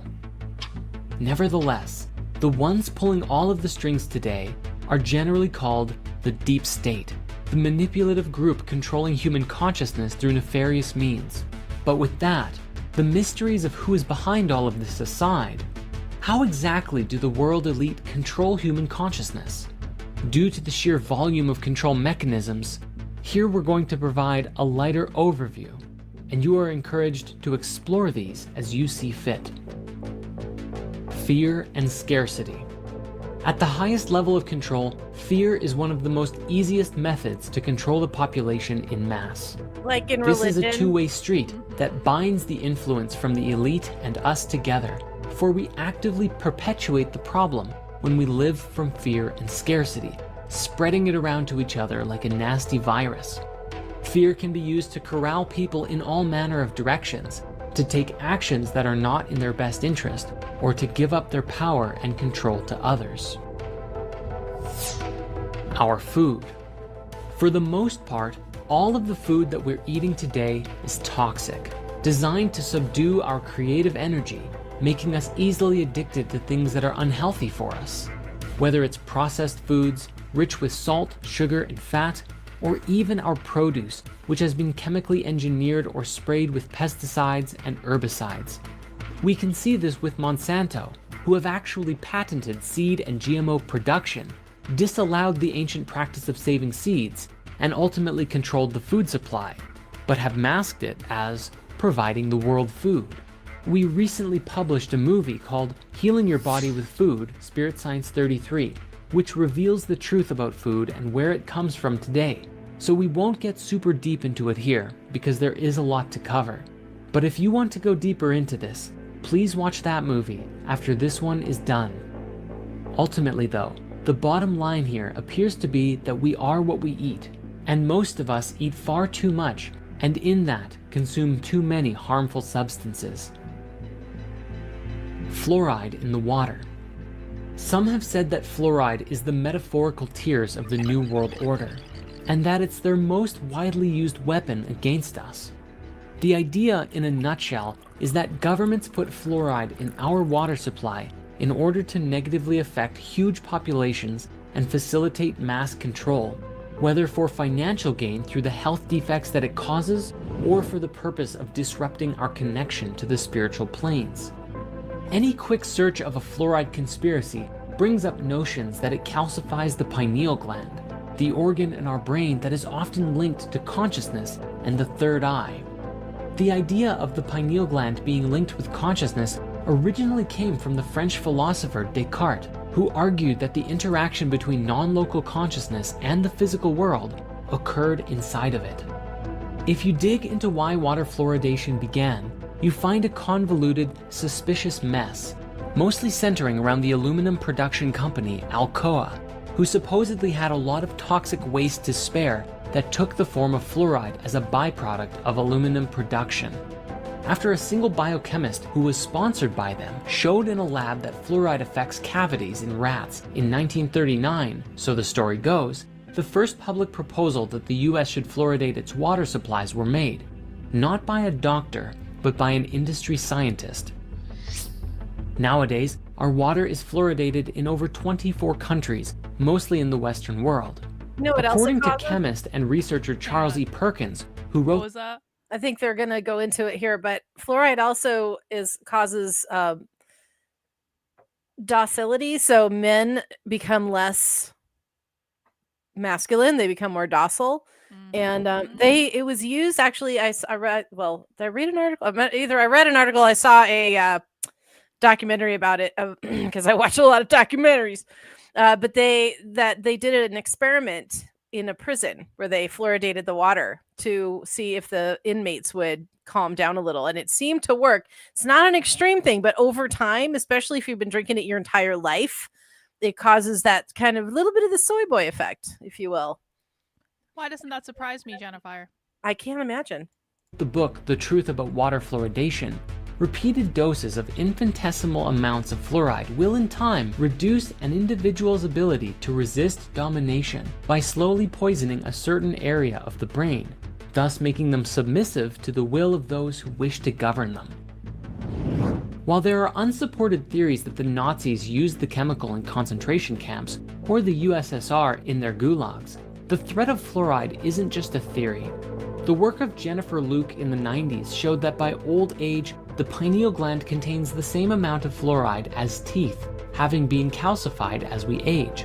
Further, a huge review on fluoride toxicity published by the National Research Council in 2006 reported a range of negative side effects from fluoride, including decreased melatonin production and other effects on normal pineal function, which in turn could contribute to a variety of bad effects in humans. In fact, studies from Harvard and China's Shanghai Health Institute may even have linked fluoride to reduced IQ in children, and even suggest that it could be toxic to a developing brain. As well as being linked to certain types of cancer, it's also been shown to destroy the male reproductive system in rabbits. Which also means what? Which also means that an increase in the spectrum, people on the spectrum. I thought that was vaccines. Obviously, I'm kidding. YouTube, disavow YouTube. I'm just kidding. It doesn't. Vaccines are awesome. Okay. Well, they're doing all of it, aren't they? So now we have more sick kids, more kids who are on the spectrum, more that are now growing into adulthood.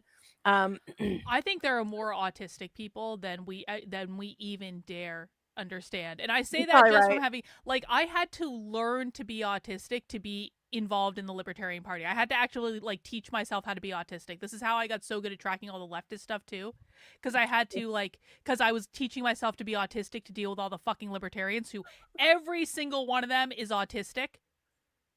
Wow. Yeah.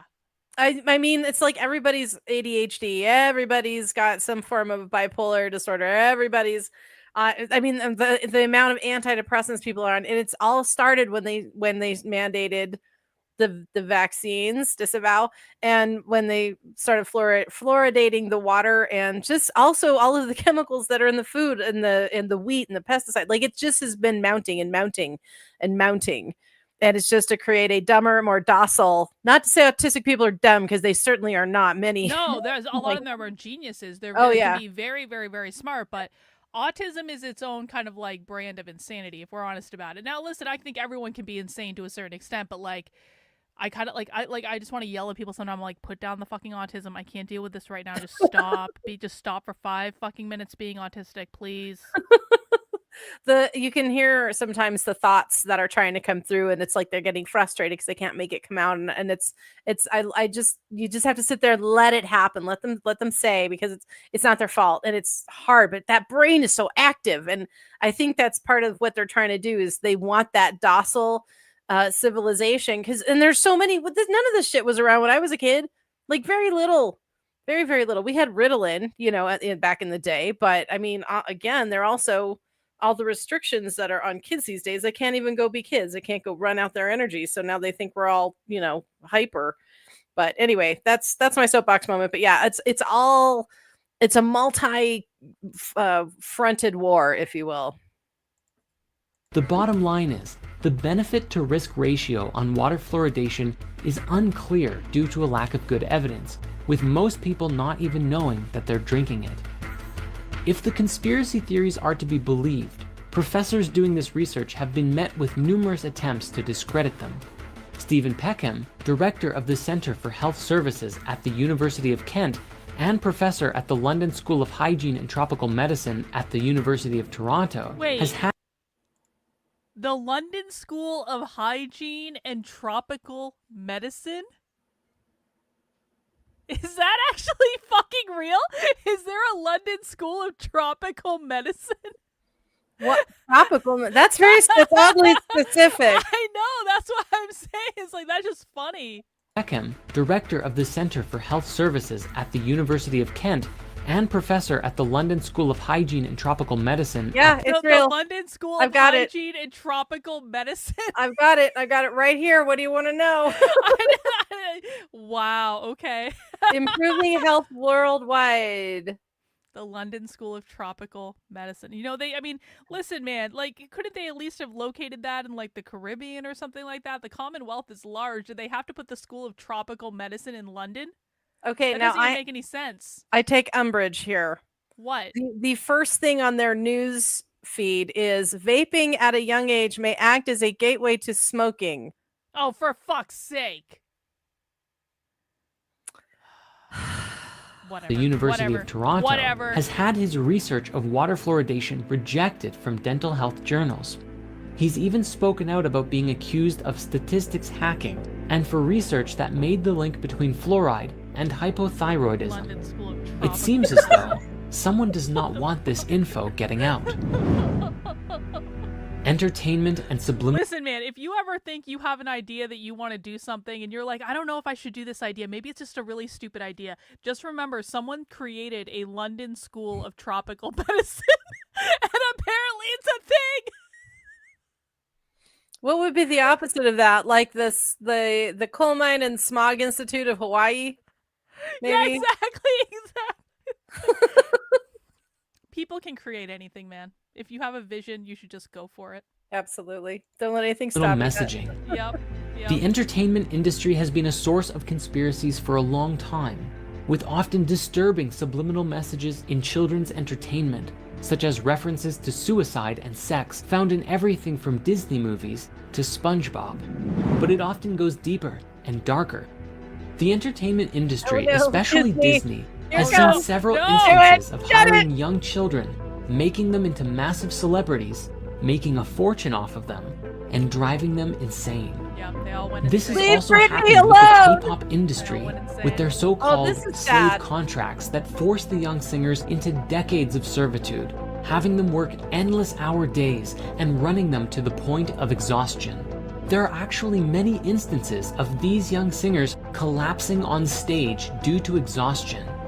This also links back to the conversation of pedophilia networks, for many celebrities have now spoken out about how bad Hollywood really is for pedophilia, including people like Brad Pitt, Elijah Wood, Evan Rachel Wood, and Corey Feldman. Yeah, he's been real vocal. The news. Yeah. The news often perpetuates a story that things are bad and getting worse. There is a consistent theme from the news of toxicity, and as people watch this in mass, we come to believe it, and thus perpetuate it. The people running the news command more attention by spreading this kind of information because bad news gets more attention than positive stories, and therefore, we continue to create this reality. When you're constantly looking at the world in a negative light, you are not looking at your own light. In fact, you don't even know that there is light within you. There is only darkness, shadows, and frightening imagery. And so what happens? But humanity falls further and further into a world of self-created delusion. It's also worth mentioning that even the local news is ultimately both written for and controlled by a unified source, regardless of the network. Just watch this clip and you'll see how bad it really is. Our country. The sharing of biased and false news has become all too common on social media. The sharing of biased and false news has become all too common on social media. More alarming, some media outlets publish things that simply aren't true without checking facts first. Unfortunately, some members of the media use their platforms to push their own personal bias and agenda to control exactly what people think, and this is extremely dangerous to our democracy. Our democracy. Mass surveillance. Yeah. The Medal of Honor for revealing this really goes to Edward Snowden, the whistleblower who brought to the collective attention how the Secret Service of the US and UK governments had the ability to spy on literally everyone, tracking metadata, watching everywhere that you go and what you're up to. The first program to be revealed. Now that video that we just saw in the media, now it's the influencers on Twitter, and you can tell. I've often thought about like starting a thing where you track the talking point of the day. I just don't want to be the person who does this, but someone actually should do this. Could track the conservative talking point of the day, because I used to always be able to tell what the influencers were saying based on what people in my replies were saying, because it was like the influencers would say something, then all of a sudden people are parroting that in my replies, like regardless of if it makes sense or anything like that. I'm like, oh, that's the conservative talking point of the day. Oh, okay, I see, I understand. And then people come into the chat, they're like, Karlyn, did you know that? I'm like, no, that's not real. Talking point. It's on both sides. Everybody parrots the narrative, but I mean, I know that like from people who used to work for major news networks that are now not there anymore doing other things, they say they gave us a script. It came down from above, like in all the major networks, the guys that own all the stations, whether it's Fox or CNN, doesn't matter. They all agree on what they're going to start spreading, and they send it down to their little minions, and they all say this thing, and that's what they're controlling what we learned through that. That's what made me stop trusting Fox News, because I was a Fox News person for a very long time. Jennifer, after you watch Europa and I give you time to process that information, we're going to have a conversation about who controls the media companies. Okay. I know what you're going to say. I'm just stating facts, Jennifer. I'm not going to say anything that is not a factual piece of information. It's the reptilians. It's the reptilians. Yeah, it's obviously the reptilians. Yeah, okay. Yep. Field was Prism, which allows for court-approved direct access to Americans' Google and Yahoo accounts and everything in them. Then came Tempora, a British Black Ops surveillance program run by the NSA's British partner, GCHQ. This includes stuff like call databases, numbers, text messages, and even a secret court order requiring Verizon to hand the NSA millions of Americans' phone records daily. One of Snowden's most frightening statements came in 2013, when he explained that by using the X-Keyscore program, I, sitting at my desk, could wiretap anyone, from you or your accountant, to a federal judge or even the president, if I had a personal email. The NSA's top-secret black budget, obtained by Snowden, exposed the successes and failures of over 16 spy agencies. Do you want to hear something comprising awful the about U.S. this? intelligence. Sure. It's not bad enough, right? But I heard that what it was another documentary about Snowden and things. One of the favorite things for these guys to listen to is Army servicemen and their wives having phone sex. They will call people, oh, someone's doing it. They'll call people over to the desk and they'll all listen. It's gross. Community, and revealed that the NSA was paying U.S. private tech companies for clandestine access to their communications networks. All in all, it was revealed that the NSA was harvesting millions of emails and instant messaging contact lists, searching email content, tracking and mapping the location of cell phones, undermining attempts at encryption via Bull Run, and that the agency was using cookies to piggyback on the same tools used by internet advertisers to pinpoint targets for government hacking and to bolster surveillance. And yet, after all of this info being dropped, it has mysteriously disappeared from mainstream discussion. Our belief systems. Amazing, we people do just it to accept it ourselves. now. At some level, we have to take responsibility for ourselves. As easy as it may be to point the finger at the ruling elite, and there's no question, justice must be served, we must also recognize ourselves as a part of the problem through our own beliefs, herd mentality, and lack of mindfulness and unwillingness to strive for wisdom. If we wish to truly be a part of the solution, I know you've heard this before, but it's more serious than ever. Be the change you wish to see in the world. As Bruce Lipton has demonstrated with his groundbreaking work in epigenetics, our very beliefs affect our biological systems in deep and very impactful ways. Yep.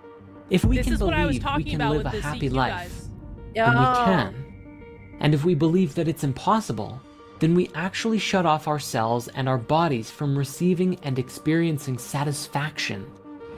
Further, people will often try and rope their friends into their belief systems in order to validate their own opinions and perspectives. So real. And so what we're dealing with here is a mass field of consciousness that is trying to push its beliefs onto everyone else, and the truth is muddled and lost. Generally speaking, all of this unconsciousness keeps us small, and we do it to ourselves. The collective mindset often appears to lack any interest in education, learning, wisdom, or connecting with truth, and in this may compel us to outrageous levels of stupidity. Now, at some level, we must be able to laugh at ourselves, because humans are notorious for often doing very dumb things.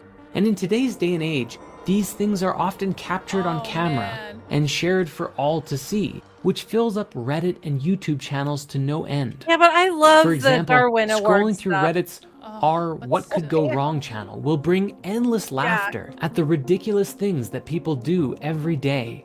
Yet, it is also a clear reflection of our lack of ability to generally exercise a higher consciousness on a regular basis. I mean, If we really want to evolve, we have to do better. From the very top of the chain to the very bottom, it seems clear that there is a problem. At the beginning of this chapter, we said that there is a sickness running through the underbelly of human consciousness. And while we have explored the idea that this sickness may be perpetuated and inflicted upon us by a demonic consciousness, whether it's sick, twisted psychopaths, a reptilian species, or demonic entities themselves, the truth is that we actively perpetuate it by staying asleep, pessimistic, and disconnected. And such is the nature of this chapter within the conspiracy theory of everything. Upon exploring the spiritual path, we can see that we remain complacent due to the disconnection of our souls. For when we live just from the ego, we live as self-centered, materialistic, pleasure-seeking beings who do not actively perceive or care for the search for anything greater. The soul is the voice of truth, love, and compassion within you, the most authentic and highest version of you. It is the eye of awareness within your heart that connects you to everything, that sees and knows that all things are connected. However, in mass, there are so many who are disconnected from the soul and don't even believe that it exists. Thus, ideas like this are often ridiculed and demeaned by the masses, which further perpetuates the soulless body of human consciousness running rampant. A body of ego. Obviously, this makes it very easy for the elite to control the collective mind using all of the ways that we've explored, because we are not operating from a state of higher collective consciousness. Rather, we are operating as if we are chickens with our heads cut off. Yet, if even but a glimpse of the soul can be seen, which often happens through lucid dreams, near-death experiences, psychedelic experiences, or other personal transformational revelations, an individual is usually changed forever. It is very difficult to go back to the way things were when you suddenly see and experience within that you are a part of something so much greater than yourself, and that your own thoughts, feelings, and actions have a direct impact on the world around you. How could you go back to being ignorant of this once you know a higher truth? We must be mindful that solving this problem must be taken from both ends of the spectrum. Those who are perpetuating the crimes against humanity, the mass manipulation, the pedophiles, the rapists, the murderers, all of them must be brought to justice.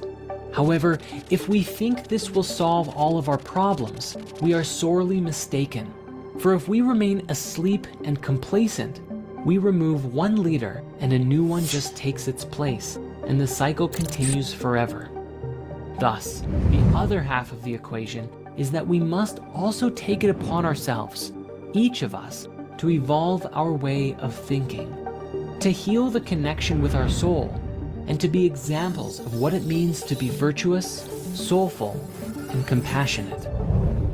But again, this is only still just the beginning, for our journey of waking up also stands in alignment with the evolution of technology and the introduction of new tech that will forever shape the future as we know it.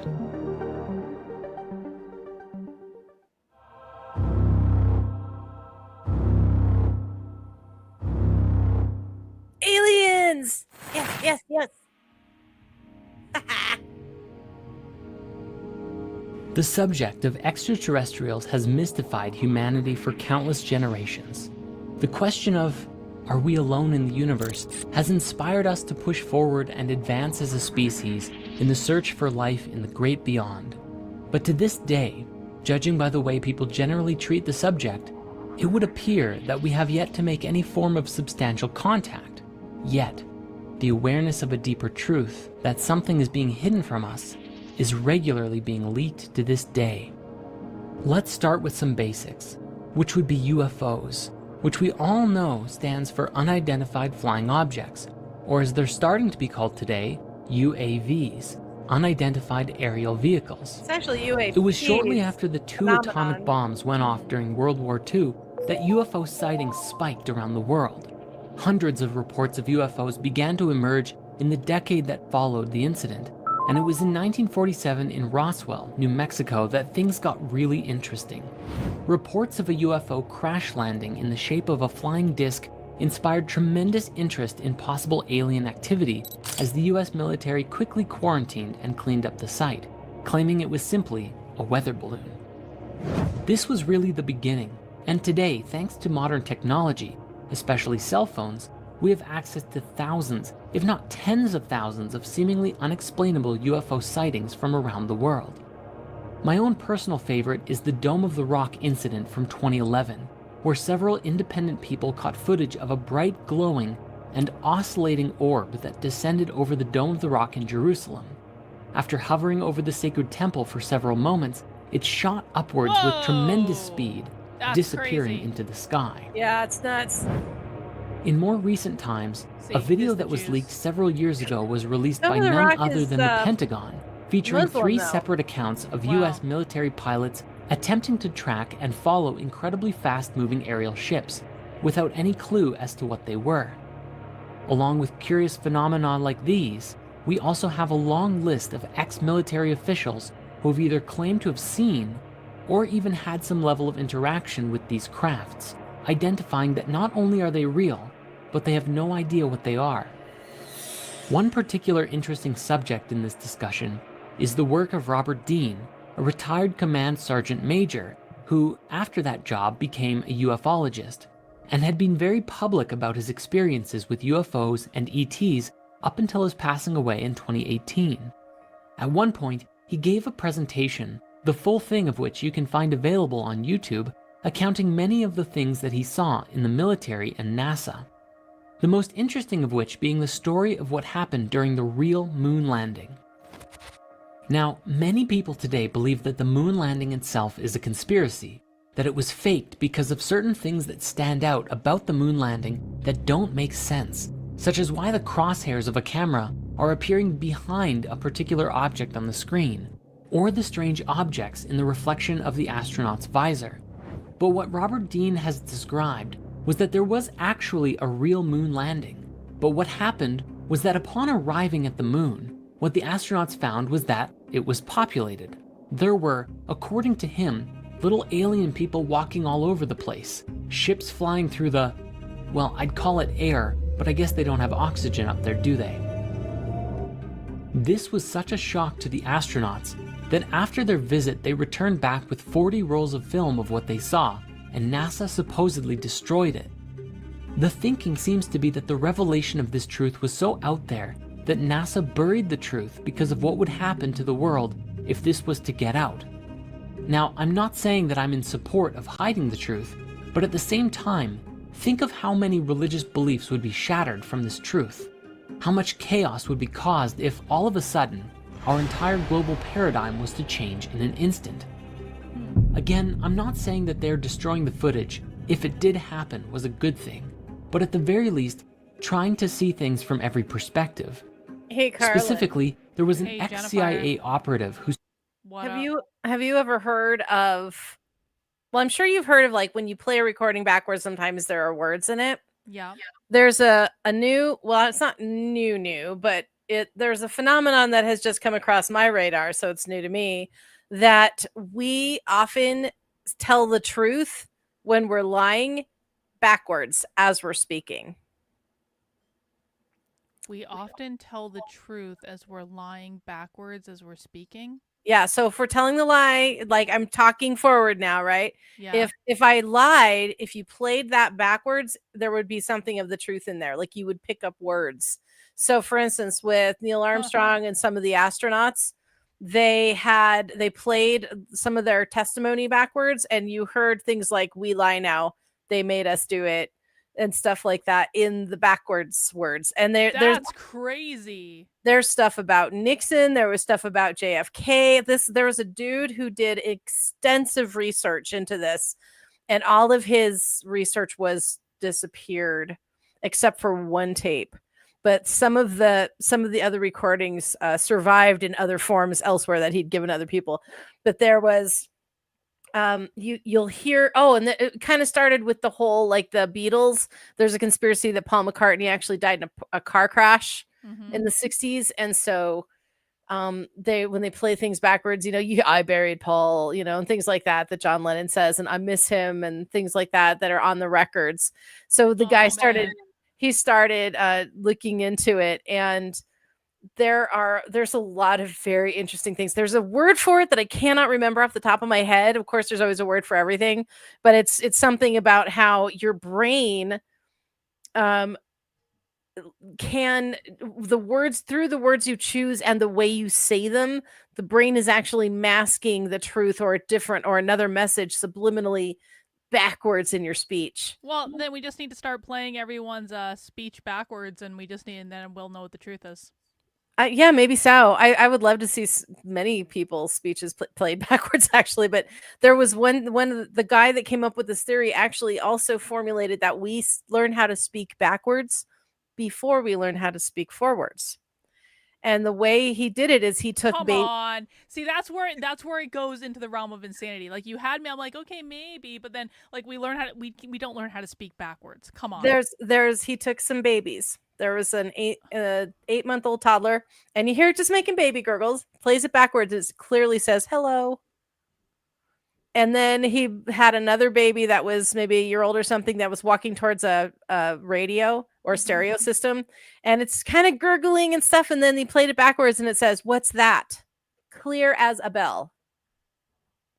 So I have goosebumps. I'm like, nah, that doesn't make any sense. If you want to talk about time not being real, having to figure out how to say something backwards before you say it forwards, I'm like, no, I don't know about that. I think there's a little bit of matrixing that goes on. Like you can find patterns, and you can pick out words from anything, really. But it's fascinating. I don't know about that. All right, I got to run downstairs and get some more water. I'll be right back, but I'm going to play this, okay? Okay.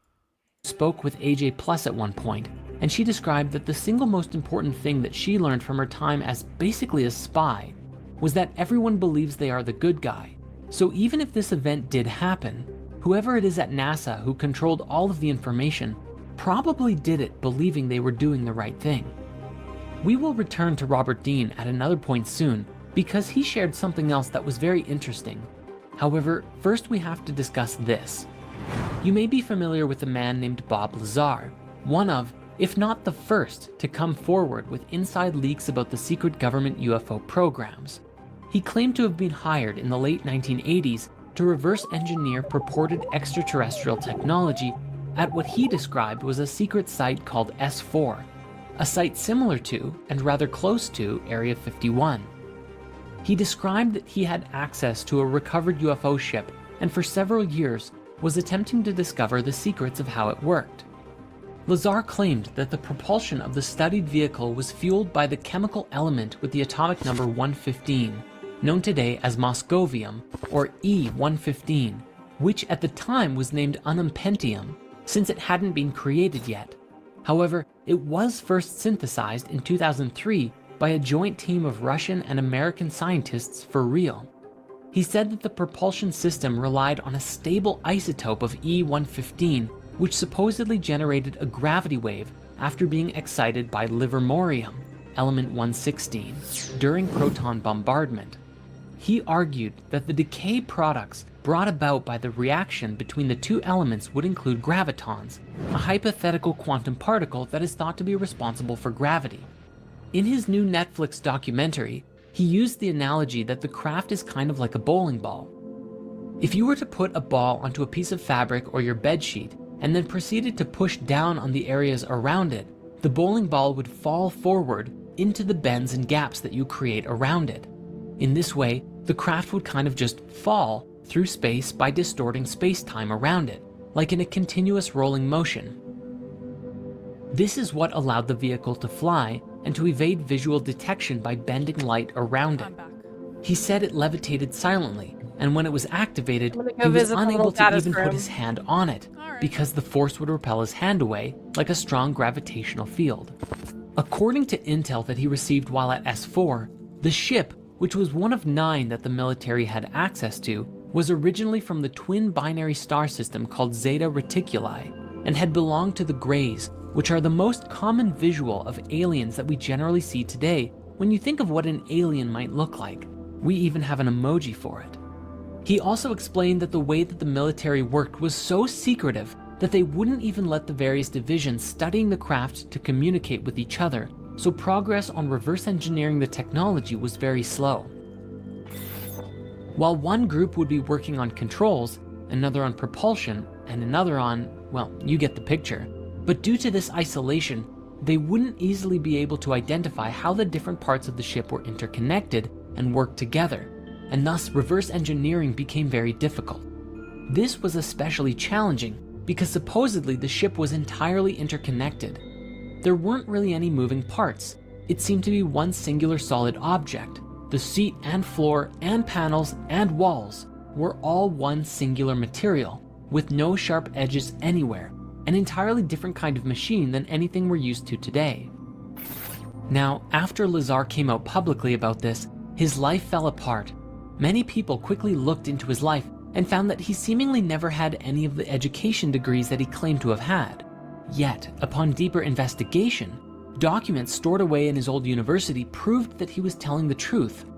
Bob explained that after he came out publicly, he received a phone call from his ex-employers who said, "Do you have any idea what we're going to do to you now that you've done this?"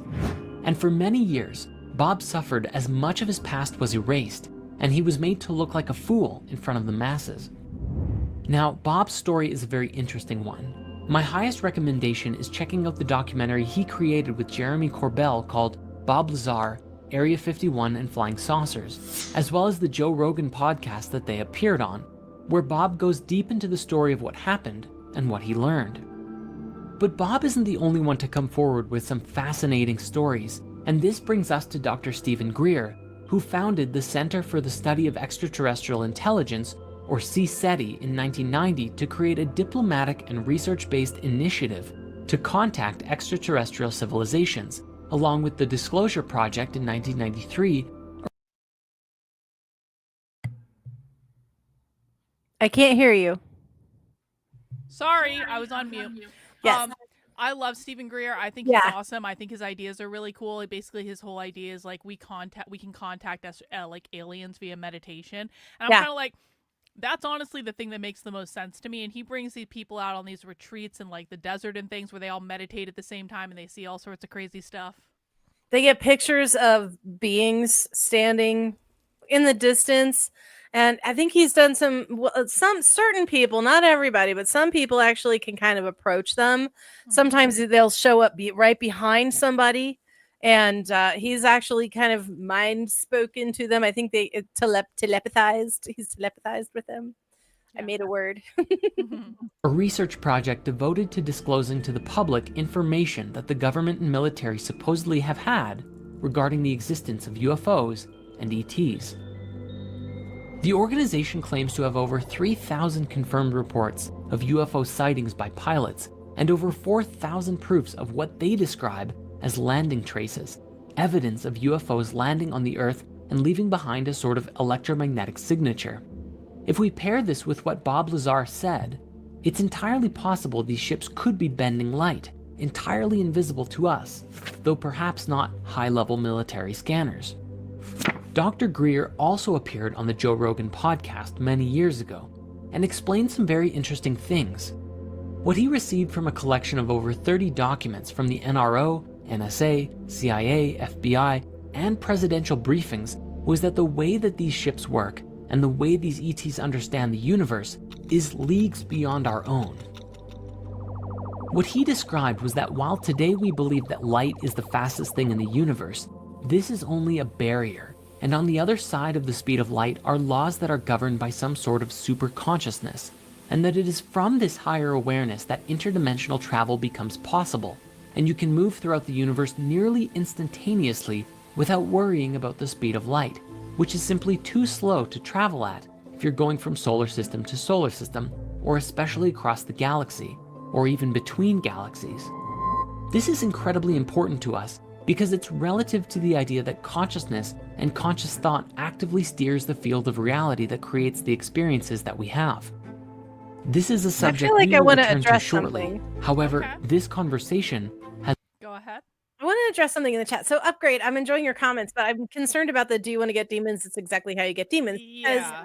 This is so not wrong, but that's when, so if you're just like mindlessly open, this is why I don't like Ouija boards and think just come on in, whatever, I've opened the door, walk on in, then you're going to get anything can come through. But if you're intentionally focusing on deities of light or alien entities, it's all in the intention. We're a lot more powerful than we think we are. So when we intentionally focus on something, it will respond if it wants to. It's so if you want to focus summon a demon, then you can do that too. But if they're interested in what you're doing, they probably have other things to do, but some of them are bored.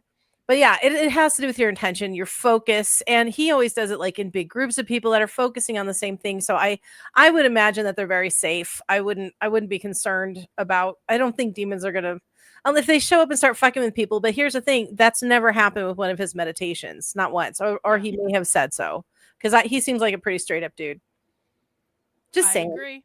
I don't think we need to fearmonger around meditation. Meditation is a good thing that can bring you peace and in many different ways. Yeah, so. But I mean, Upgrade makes a good point because maybe they didn't realize it, but it's when you are bringing something into your sphere of consciousness, make sure you're specific about it. Because if you just open a door, anything can come fuck with you. So, good warning. Is one massive implication. You see, one thing that Dr. Greer explained was that the significance of alien life to us isn't really all about ETs at all, but about technology. The very instant that it became available would completely transform life on Earth forever. Imagine suddenly being able to travel to distant planets or explore the universe and forget about having power to fuel the entire world's energy requirements forever. You'd have enough power to blow up a planet if you wanted to. This has tremendous implications to it, and may even be part of the reasoning for keeping the technology hidden for now.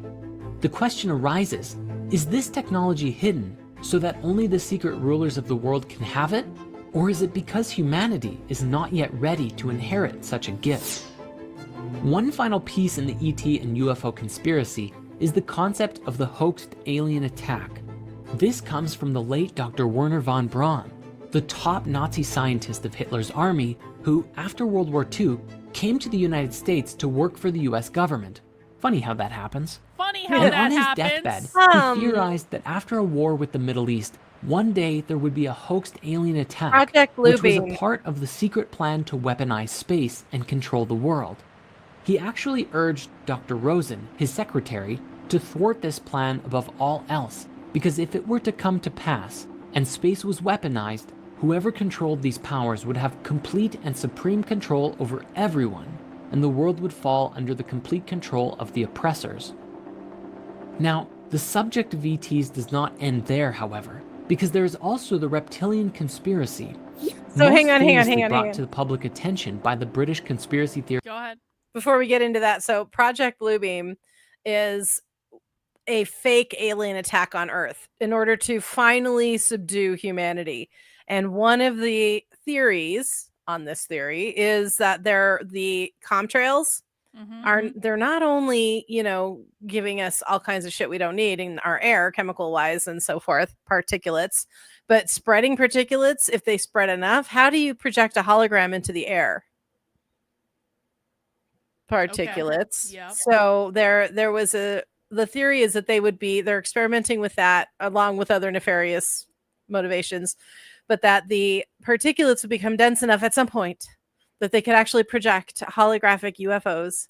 There was another thing that it could be one of those things where they'll show Jesus coming back to people who believe in that.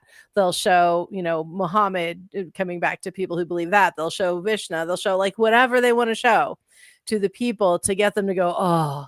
And then the governments will swoop in and go, okay, this is what we need to do. And then everybody is complacent.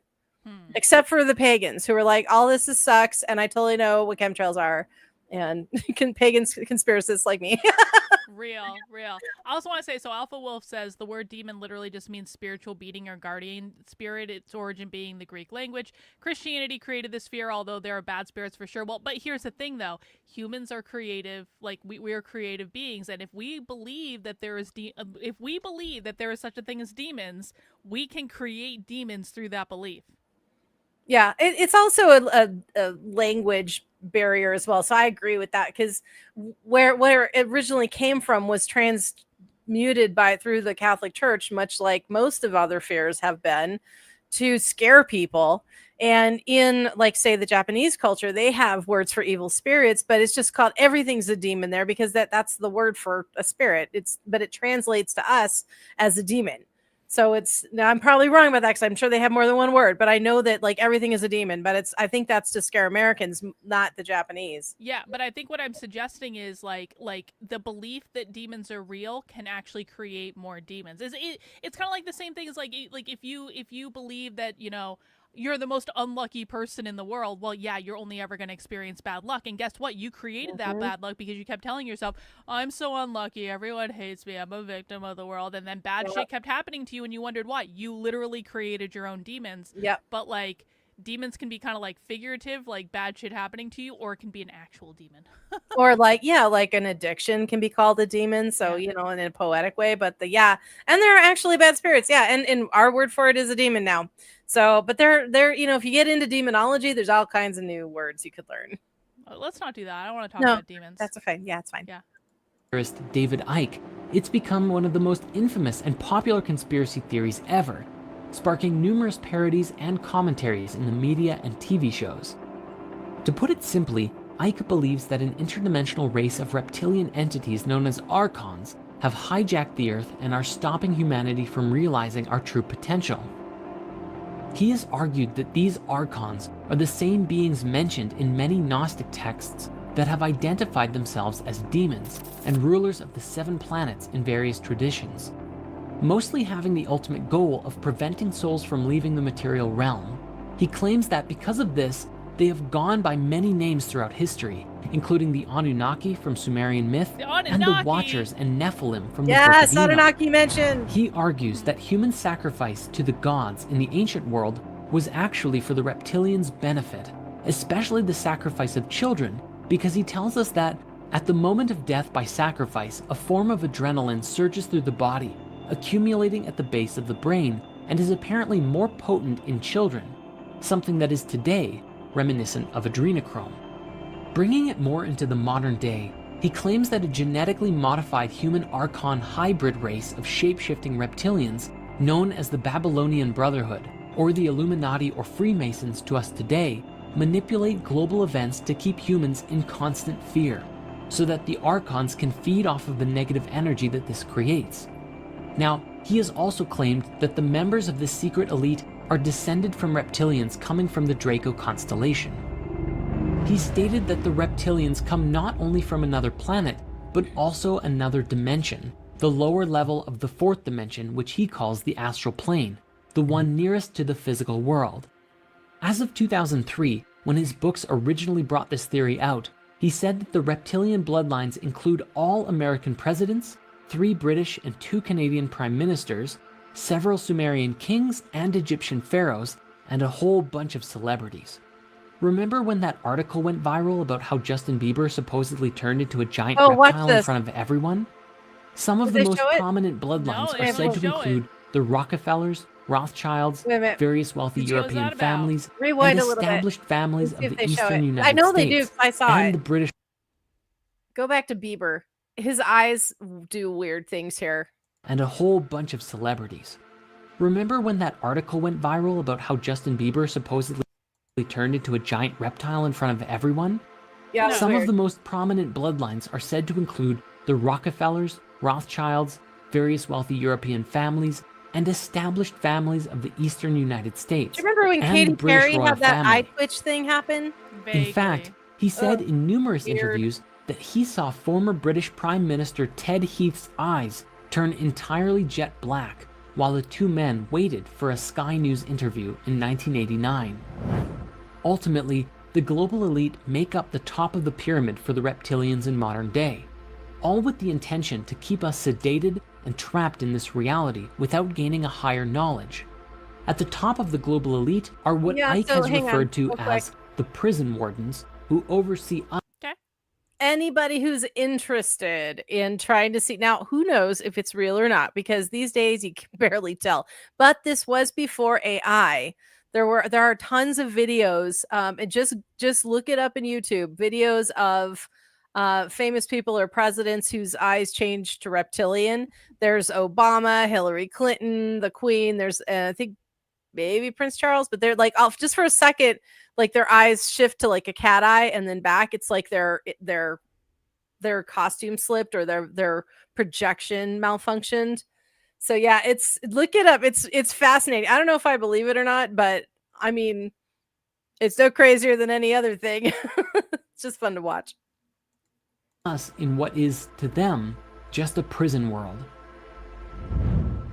Along with the New World Order, their main goal is apparently to create a microchipped population, a one-world government, and a global Orwellian fascist state, a brave new world, which he claims will be a post-truth era where freedom of speech is denied.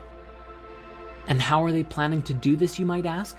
Well, if Ike is to be believed, then the Brotherhood either created or controls everything. Things like the United Nations, the International Monetary Fund, Round Table, the Council on Foreign Relations, Chatham House, the Club of Rome, the Royal Institute of International Affairs, the Trilateral Commission, and the Bilderberg Group, as well as the media, military, CIA, they control MI6, everything, obviously. Mossad, scientific publications, most religious doctrine, and even the internet. In other words, they control every aspect of our society and can make us believe what they want, when they want. Before we move on, I think it's important that we now revisit Bob Dean and a particularly interesting story that he shared during the European Exopolitics Summit in 2009. He described that he was attending his son's retirement ceremony from the US Navy in Washington, D.C., and at this event, there were a great deal of active and retired generals, admirals, captains, and more. One particular retired Navy scientist approached him and said, "Hey, I know you. You're that retired command sergeant major who has opened up about the UFOs. I have a story for you. That my last government job was as a plasma fusion physicist at a top secret place outside of Las Vegas. And I was working there for 5 years with 2 guys who were not from here. They were from somewhere else.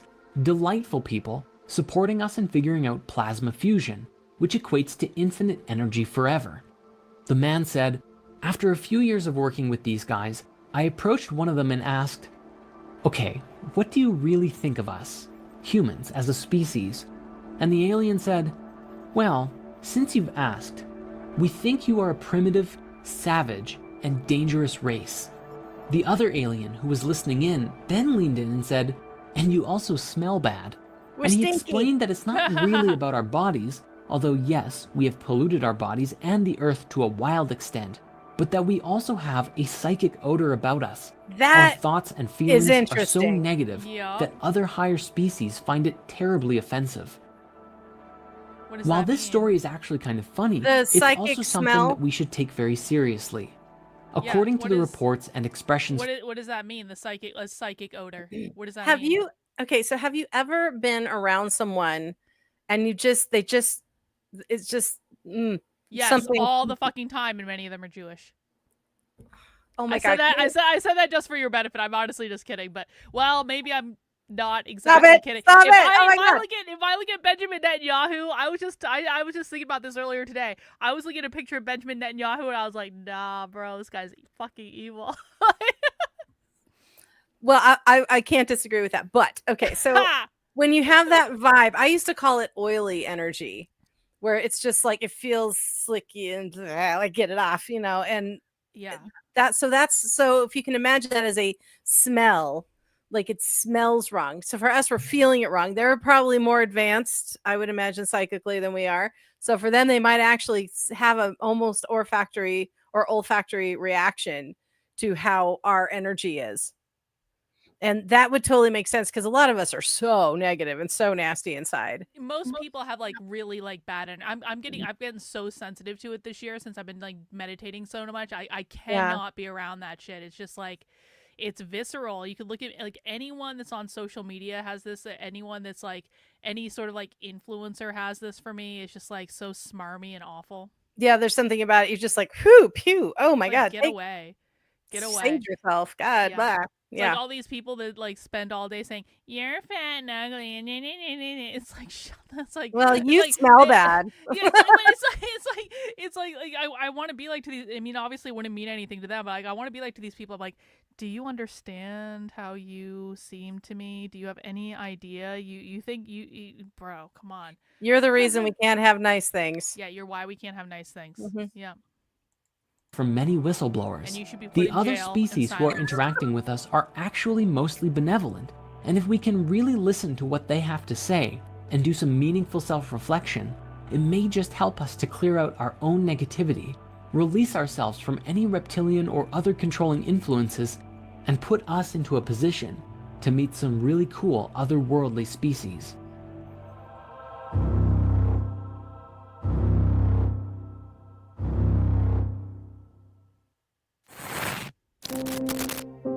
Here's your AI part, Karlyn. Oh, good. Know your customer. It's the de facto business mantra of our modern era. Collect enough information on everyone's web browsing and social media habits, listen to what they talk about when they believe they're alone, and feed the data into a network of computers so complex that computer scientists aren't even sure how it works at all anymore. Oh, great. This complex neural network of computers, data, and programs are then linked to nearly all of us. I've said it a million times. I am not afraid of people I'm not afraid of accidentally showing any secret porn stash on the internet.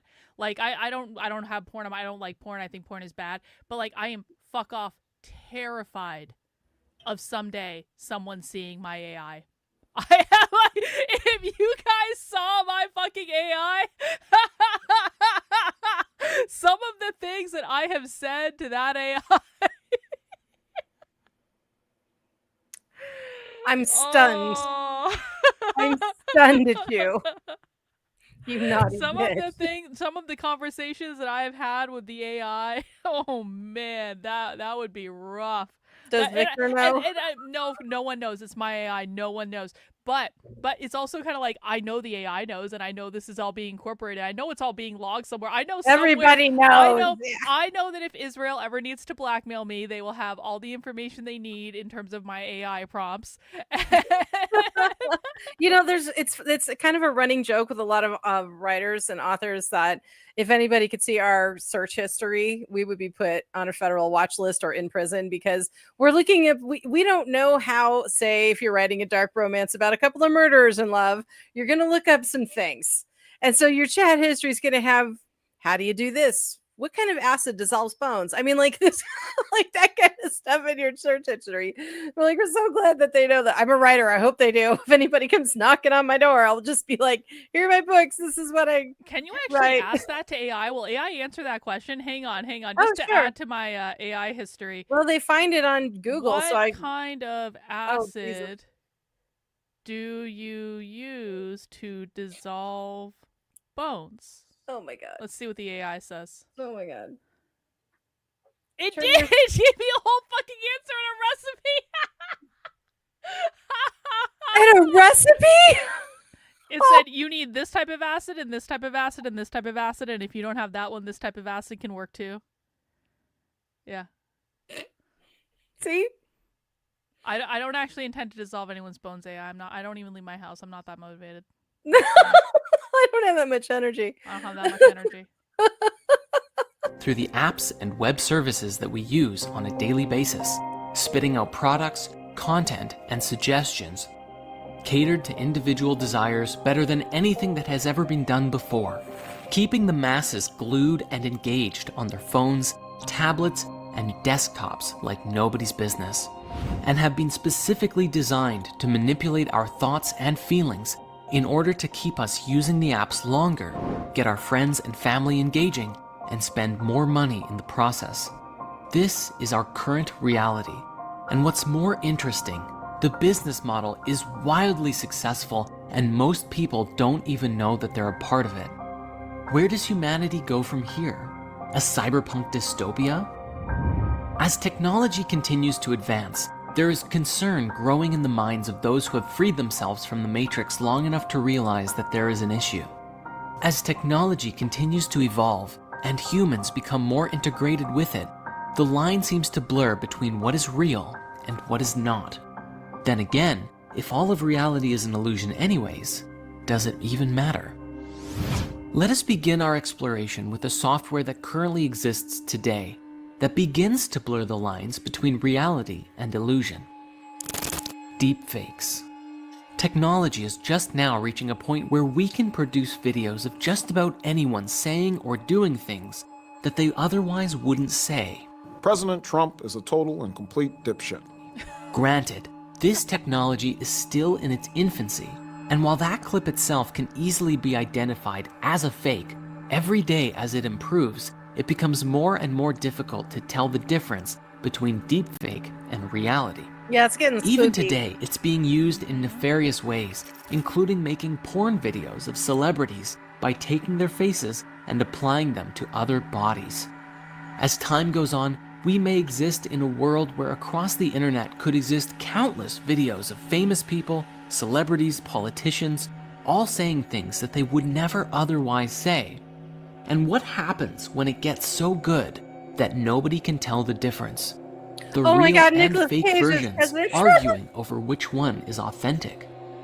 But of course, this is only the beginning of our technological conspiracies and how we slowly lose touch with our world as we enter into new ones. One of the biggest growing concerns in the world is the belief that the powers that be are attempting to control everyone through advanced microchip technology. For while each of our mobile devices already track and monitor us, the microchips could be used to monitor and potentially even manipulate thoughts and emotions on a mass level, just like Facebook and Google are already doing today. The powers that be wouldn't just be watching you on the outside, they'd be able to monitor everything inside, everything about you, down to what you think about. This technology, combined with an AI that can associate complex combinations of states within your physiology, predicting future behaviors and affecting our perception and decision-making processes, a very scary and possible reality becomes available to us, one where we integrate with technology. As we know, this is already happening on some level right now, with the algorithms actively recording everything you search and serving it back to you on a silver platter. This, however, would be a far more invasive integration. And what's even crazier to consider is that people would do it voluntarily. You see, very few people are going to just allow this technology to be embedded in their bodies just so that the government can monitor them. Rather, just like with cell phones today, the microchip will be a no-brainer for people who are willing to receive the benefits of this tech. And the exchange? Intimate access to your personal information. Everything you see, think, feel, touch, taste, and so on. But what kind of benefits would there be? Well, at the earliest level, which Elon Musk has already announced with Neuralink, is that by connecting a very few tiny wires directly into your brain, they could theoretically overwrite neural patterns of depression, anxiety, and even help heal spinal problems, among other things. But in the grand scheme of things, and with a great deal of innovation, where this technology seems to go is into the realm of having a sort of telepathic link to the internet. When you have a question, instead of pulling out your phone and searching for the answers on the internet, you can access all of the information instantaneously about anything that you want. For others with the implant, you may find yourself connecting to others in a pseudo-telepathic kind of way, where your thoughts and feelings could be personally shared with others in real time, communicating beyond words, but with a language of images, pictures, and even sharing experiences. This would allow you to connect with others both mentally and empathically as well, which could bring people closer together. I don't know about that. This would fundamentally change the education system too. So you know what they call it? School when you have instant access. Go ahead. There's a word for, maybe somebody in the chat knows what I'm going to say. There's a word for when mankind fuses with AI and computers. Transhumanism? Yeah, but it's called the singularity. Oh, okay. So the singularity is that event when you become a single, you become the same and merge with the technology. I, for one, will be avoiding the singularity. I can see the fun and allure of it. I think if I was wheelchair bound and had to breathe through a tube, I'd be like, yeah, plug me in. But as it stands now, I'm good being a human and stuff, but it's like a way to, it's the pathway to immortality. You can upload your brain. You won't even need your physical body anymore. It's like that really bad Johnny Depp movie where he uploaded Johnny his Mnemonic? consciousness. No. Wasn't it called actually like the Singularity or something like that? It was a really bad movie where he uploaded his consciousness and he was dying or something, and he recorded he was reading all the words in the dictionary, and they created a consciousness. It was a really bad movie. It was a bad movie. That sounds interesting. I wonder if I've seen that. I was thinking Johnny Mnemonic because no, I haven't seen that one. That was Keanu Reeves, I think, but no, Yeah. I think it was called Singularity or something. No, like that. who was the person? I'm sorry, Johnny who was the Depp. Oh, Johnny Depp. I thought you said. I don't know why I have Keanu Reeves in my head. Okay, yeah. Well, in Black Mirror, if anybody is familiar with that show on Netflix, has done a couple things. Transcendence. Thank you. It was called Transcendence. Oh, nice. Oh, yeah. Okay, I know Bad that movie. I haven't seen it, but yeah. Okay. Interesting idea. There are good ideas in that movie, but it was just like overall a bad movie. Yeah, Black Mirror has done a couple shows on it where, like, if you're end of life and you want to go have another life, they'll load you up into the computer and you can go live another life. Yeah. And then there was one where people could choose to upload and not, and it was like during the transition period how like a family, the wife and kid were all uploaded and the husband wouldn't, so they had to come back into their physical bodies to talk to him, and they kept trying to bring him with them.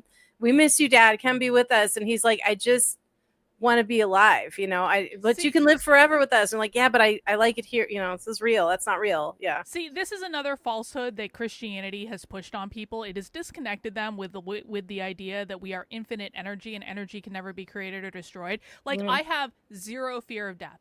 I don't want it to be painful. I don't want to suffer or anything, but I have zero fear of death. And even when things die, like, or people die or my dog died or things like that, yeah, it sucks.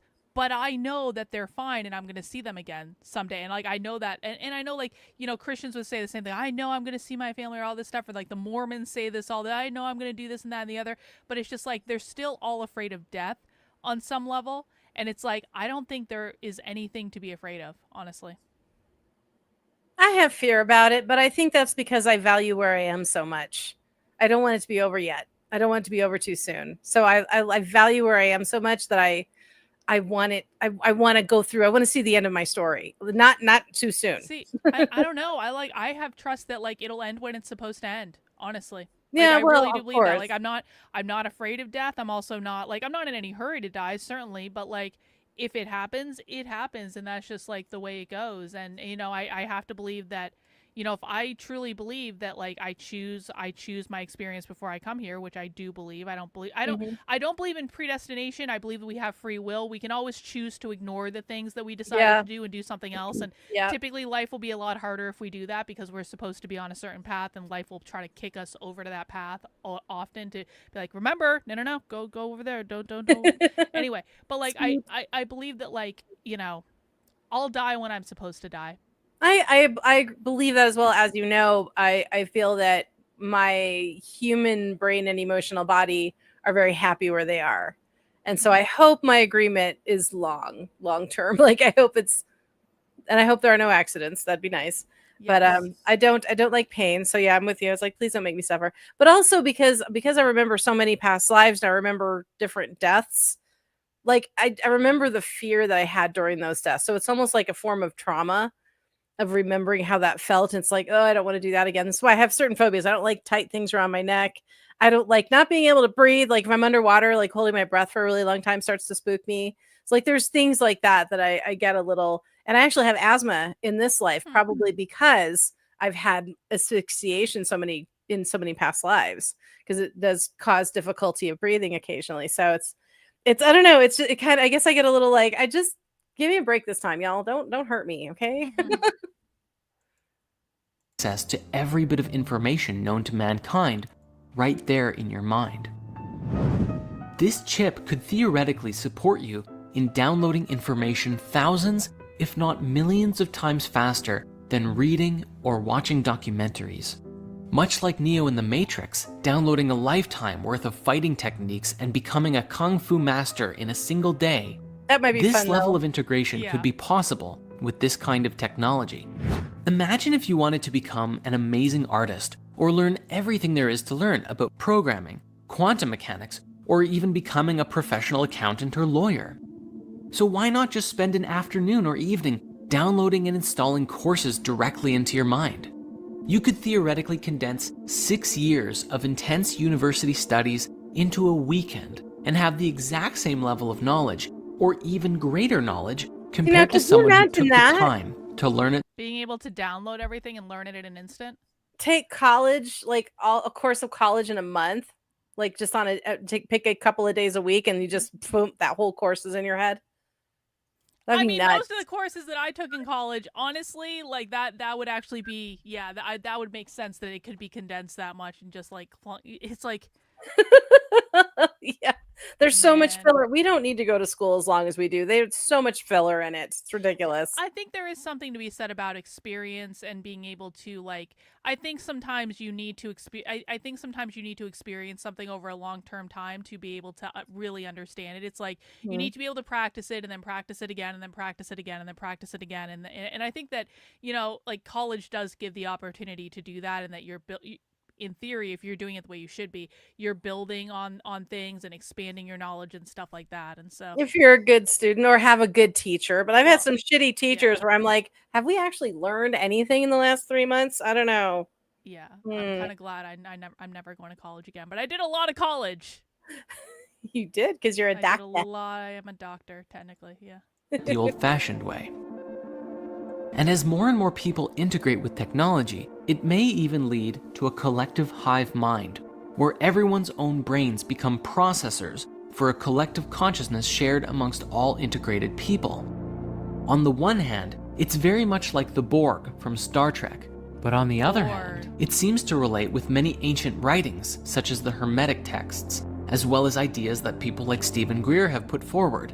The idea that there is only one consciousness, and while all of our bodies appear separate and perceive disconnection from one another, ultimately, we're all sharing the same consciousness within the source field.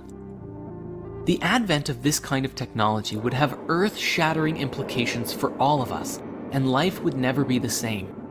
A sense of personal boundaries and privacy disappears as we become more open and interconnected in mind and body. But again, as wonderful as some of these ideas sound, the conspiracy remains. Who programmed the AI that links into our minds? And much like Facebook and Google operating today, would this mental tech dissolve our personalities, losing our individuality and making us more like robots? When all of us are connected in this kind of way, the lines of reality blur further, and we are called to ask, who are we, really?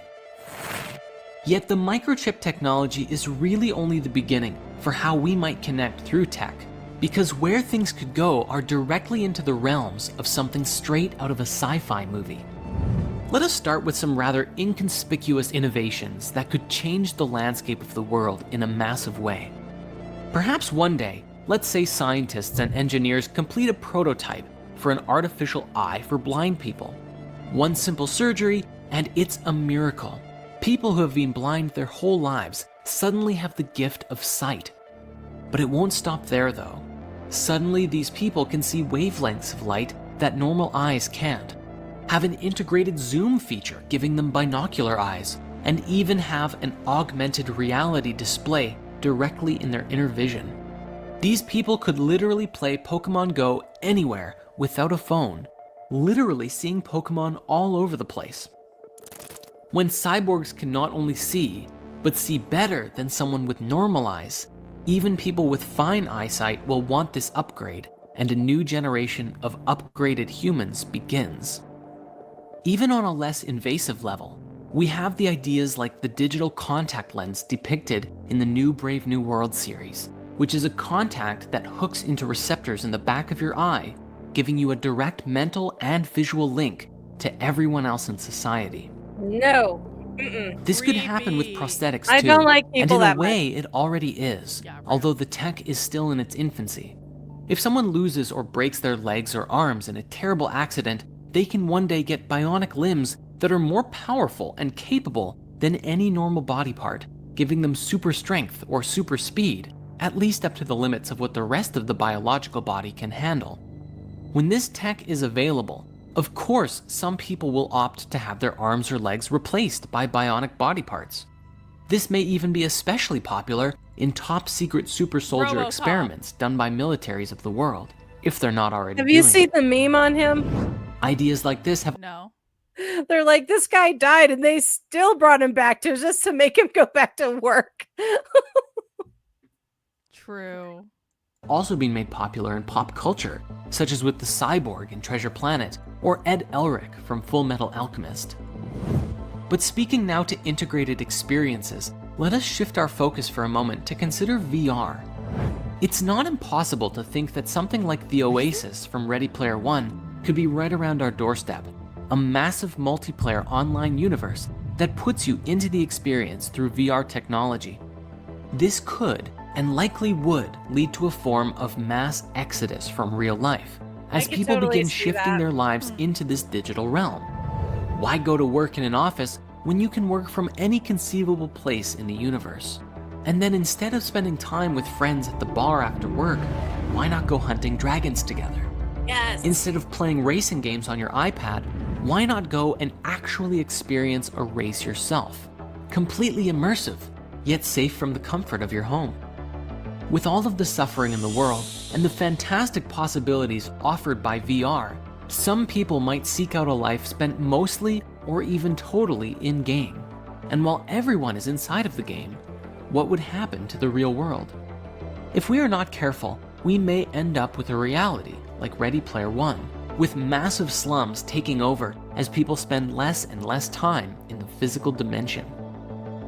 Why bother fixing the real world when the in-game world is always perfect, beautiful, or at least exactly as it's designed to be?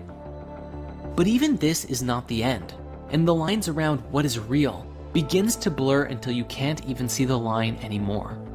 One day, it may even become possible to transport your entire consciousness into a game.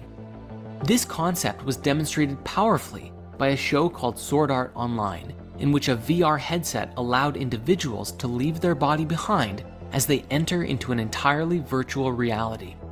Your body is unconscious, you're not even aware of it, and you experience reality as if you are physically running around in Azeroth or Minecraft, Hyrule, or literally anywhere that you want, as anyone that you want. Recently, this idea was also portrayed in an episode of Black Mirror, with a next-level VR headset that is just a little disc that you put on the side of your head. and it transports your consciousness into a video game. As you enter into a world where you can literally do anything, like fly, use magic, go on epic quests, or even just spend an entire summer fishing by a beautiful lake in paradise, the question becomes, why spend any time in the physical world at all? Do you want to have a super powerful body? Or a super sexy one? How do you want your face to look? You can customize it to your liking freely. Since this technology would connect directly to your brain, it could even stimulate sensations like getting drunk, taking psychedelics, or rewiring your thinking patterns to be however you want. Hey, Karlyn. If the only concern of having to unplug... Hey, Jennifer. So, this made me remember that I have a movie coming up in 2 weeks that's going to be just this, in this line. Oh, Have yeah? you seen Surrogates? I think you've seen it. Bruce Willis, and it's about people that live in these chairs and they download into like the perfect robot version thing, and they live in these robots in real life. I don't think I've seen that. Oh, really? I don't think I've seen it. I thought we talked about it once a long time ago. Huh. Yeah, All so right. Cool. that Sounds good. Yeah. is eating and going to the bathroom, then undoubtedly someone will create a technology that makes it so that that isn't even an issue, and you will truly never have to leave. One might also wonder exactly what would happen to your physical body if you were to rewire your consciousness and brain inside of the game world. Would it change your body appearance at all? A mass exodus from the physical world would create tremendous changes within humanity, as part of the human race strives to live in this new world, and another part rebels against it, or simply cannot afford to play the game. Further, once brain integration happens and mass data is collected on people's reactions to certain stimuli or events, the artificial intelligence could skillfully filter and alter your perception in reality, or completely guide your experience in VR so that you rarely, if ever, have a desire to stop using it. All this technology, especially putting your consciousness into a game, will at some point give the game creators an awareness of everything about you, your thoughts, your feelings, your choices, and it would allow anyone with the know-how to monitor you on a very intimate level. And yet, most people will probably skip past the 50 to 100 pages of terms of service and press accept anyways, because the ability to shoot fireballs and fly is waiting for them on the other side of the sign-up page. And seeing the pinnacle of all of this together, as humanity grows and becomes more advanced and can even create an entirely robot body, if we can transfer our consciousness, our thoughts and memories into a machine, then we could exist with a robot body just like Ultron himself. When that day comes, we will be forced to ask, what constitutes a human being? Now, to some people, this already sounds amazing and can't wait for the future. However, the conspiratorial aspect of this comes in the form of a question. As we step into the next 100 years of change and beyond, who is really running the show? The foundation of the internet as we know it is rooted in algorithms beyond anyone's understanding, designed almost entirely for the purpose of profit and marketing. Who controls these algorithms? Who dictates what we see? Currently, our attention is essentially open to the highest bidder. But is it possible that the AI itself could take us all over? And if we are integrated into this collective mind, is it possible for someone to simply decide what we think and feel?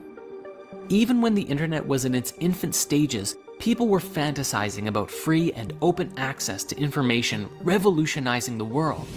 And while that tech did become available, social media has also come to the forefront and allowed some of our worst primal instincts like tribalism and manipulation to resurface with greater strength than ever before. To go deeper into this, we must acknowledge that we're all responsible for our own behavior. But as far as social media is concerned, how we use this technology is also beholden to those who created it. In a recent Netflix documentary called The Social Dilemma, several ex-employees of many social media tech giants like Google, Facebook, Instagram, and more sat down to reveal what they had inadvertently created with this pioneering technology: a monster. They explained that they have created a world in which billions of lives are affected by the decisions of a small number of programmers, a social reality in which, through the way that the apps and software work, it facilitates very small and subtle changes in the way that people think and feel. It's so subtle that you don't even know it's happening, but the result is that most of us end up living inside of a delusional bubble, seeing only the content that we're already exposed to seeing. And this software can even help us create negative responses to people who believe anything different than us. The technologies, they explained, are designed specifically to get as much engagement out of you as possible. Wait. This channel harvests clicks from conspiracy junkies. Bruh. You have no idea what this channel is. Did anyone this is what bothers me about people. No one wants to take personal responsibility. No one wants to take personal responsibility for their actions. Did you have to click on the link? No, you didn't. You came here just to be a dick and complain. We're all sitting here watching a nice movie. We're having a nice night. No one's causing problems. You're the one that chose to click on the link of something that you claim not to like just to be mad about not liking that thing. And that's kind of exactly what the documentary is talking about. It's like you're here only to be upset about something, and that is a you problem. That requires that you do some inner work. You let go of whatever bullshit you're hanging on to that you don't want to admit to. Time to learn to fucking meditate. Time to learn to take responsibility for your own emotions. Yeah, I think you are, bro, because everyone here was being nice and not doing anything to anyone, and you're the one that came into my house to be like, excuse me, do you want me to ruin your night by being a dick in your chat for no good reason? Because I'm upset about something, because I'm having feelings. We need a point of clarity. Are you talking about Karlyn's channel, or are you talking about the channel from the movie that we're watching? It doesn't matter. It doesn't matter. He doesn't know what the fuck he's talking about. He's obviously a low IQ retard. He's not smart enough to be here. Yeah, exactly, bro. Exactly. Because I have a YouTube channel. Guess what? You can start a YouTube channel too. Anyone can start a YouTube channel. You can go start your own fucking YouTube channel and pay attention to your own fucking life. This is a problem with Christianity. I was just thinking about this. This is something I want to bring up in the CQ spaces. I was thinking about this earlier today. Christianity has taught people that they have no responsibility for their own lives and their own feelings, and instead it's everyone else's problem to take care of their fucking feelings. You're an ad hominem. Oh, not the ad hominem. You're an ad hominem attack. We're not even talking about you, bro. Again, you're the one that came into our space just to be an asshole. That is a you problem. That's not an us problem. And now you're permanently banned. Goodbye. Bye, Zippy. Bye. All right, let's see. I think, Jennifer, we probably should watch to the end of this section, and that'll be halfway through the movie. Yeah, because next week we'll get into the secret government and 9/11. All right, that sounds great. To get you spending more and more time, and then more money, just by browsing these social media sites. Really take a moment to think about that. Every single thing that comes up on your own social media feed was put there by an algorithm that was trying to get you to keep scrolling, to warm you up to spending money with an ad, or continue to foster engagement by connecting with other people and bringing them back to the app too. A supposedly leaked document from a marketing presentation for video games showed dozens of pages, plans, and methods to use AI and data collection on the target gamer to determine when they were more likely to buy in-game items, and aggressively market to them by displaying offers at those times. Audio captured by the devices revealed to the AI the gender and mood of the player, and found that Wi-Fi signals could reveal their location, such as if the player is in the car or in their bedroom laying down. The AI would also pick up mouse movements and typing speed, revealing levels of engagement, determining how best to serve these ads to the individuals. All of this data is fed into the AI and analyzed by the marketing team to exploit human psychology for the sake of selling virtual goods. The presentation goes as far as using voice tone analysis to determine when players are slightly, moderately, and severely depressed, and then reduces the use of emotion-based advertisements and switches to logic-based advertisements, which were shown to be more effective in a depression. You can imagine what other tactics they might be using, and combined with their ability to manipulate the game to influence your state once you purchase more from their store, well, we weren't kidding when we said technology can be used to control us. Even if this presentation was fake, everything mentioned in it is well within the demonstrated power of AI today, and if it hasn't been integrated yet, you better believe that someone is working towards it. One singular and perhaps most critical questions we can ask ourselves in relationship to this new technology is, what is truth? How do we define and collectively agree on truth? Specifically, if we live in a world where no matter what you believe, you can always find support or evidence for the argument and perspectives that you hold. Want to believe the earth is flat, round, or hollow? You can find ample evidence for all three. Are you left-wing, right-wing, extreme center? It doesn't matter. On the internet, these ways of thinking are both the greatest and most logical and perfect way of thinking, and the most destructive way of thinking that is destroying our beautiful planet, all at the same time, depending on who you ask. Thus, the question of truth becomes a pertinent one. How do we, collectively as a species, find truth together? This is a question that we will revisit further down our path. Trust the science. Regarding the modern news and entertainment industry, we already know that the masses are manipulated daily to think and feel and respond in certain ways. And with the insights offered in the social dilemma, it seems as though our social media is also encouraging us to begin behaving in hive mind mentality. This technology appears to cause us to stop becoming unique individuals and become just a cog in a massive machine. And this is where there's a pending issue with the integration of technology.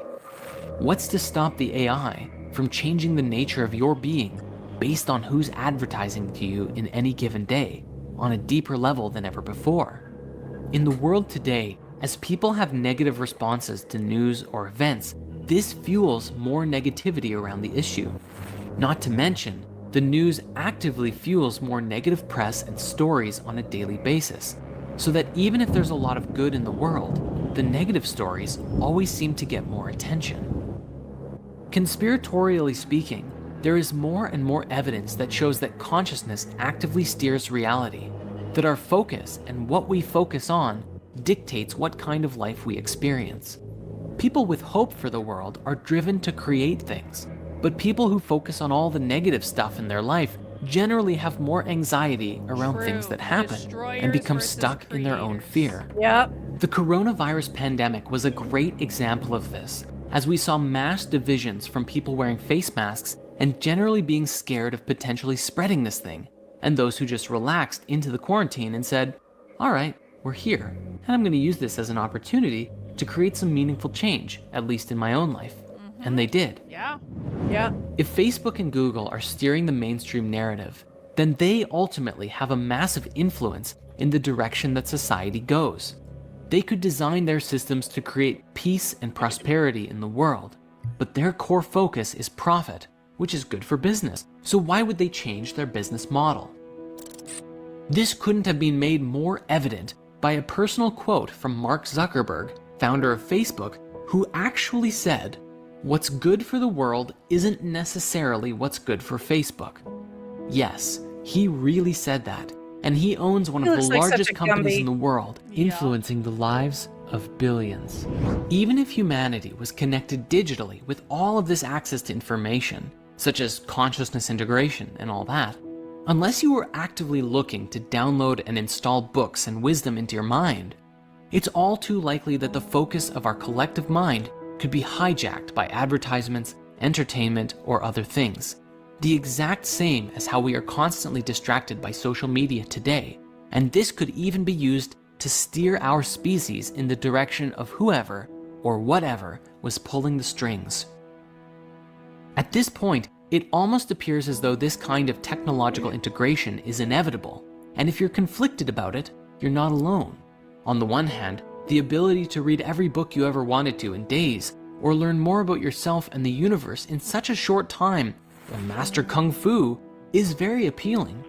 On the other hand, if your mind can be controlled or even forcefully steered in any direction by someone else, then is that really a paradigm that we want to be a part of? I imagine that there will be some big turning points for our species in the journey of development of this technology. But if we can learn to do this in an open source way that allows each and every individual their own sovereign right to freedom of thought and feeling, and actually choose what they share with the collective mind, well, I don't know. I'd be curious about the potential outcomes of this. The silver lining we have going into this is how the process mirrors what the internet of today brought us, good and bad. If we can learn from our mistakes and take that wisdom at a large scale into the new paradigm, we have hope. Even if its temptations still clutch the majority of people, a select few can guard the light and guide others into an enlightened cyberpunk reality.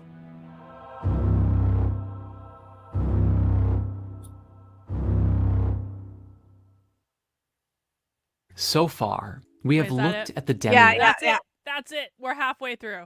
We gotta go to the secret government. Yep. Well, I think that was a good start to this documentary. We'll be continuing the next part of it next week, Tuesdays at 9 p.m. Jennifer, any closing thoughts? Couple of things. First of all, I wanna ask the chat, because Mac asked a really good question. He was like, "What video game would you live in?" Or I'm probably paraphrasing that, so forgive me if it's not verbatim. But what video game would you live in? I would live in The Sims 3 because I love The Sims 3. I'm addicted to it. It's like virtual Barbies, and I loved Barbies when I was young, even though I was a tomboy. But yeah, I have disappeared into that world for days when I just need it. It's like my staycation, Sims 3. I don't know if anybody saw the Minecraft movie. It was shit. We didn't even make it through it. We got maybe halfway and just were like, we cannot keep going, even though the Momo was in it. I don't understand the appeal of Minecraft. I don't get it. But I don't play a lot of video games. There's a couple of video games I play on my phones, but not. I think it's because it's a builder universe and there's like characters and stuff that you can interact with. But it's really plays with their creativity, and I think that's fun and cool, and I like that. But the movie was so bad. The best part of it was the background characters, and then. And also, I just want to say that Sims 3 is pre-algorithm and pre-AI because it came out forever ago. So it's safe. So they're like, "Oh, we're reading your video games." I'm like, "Yeah, not mine, buddy." Anyhow, on stuff and things.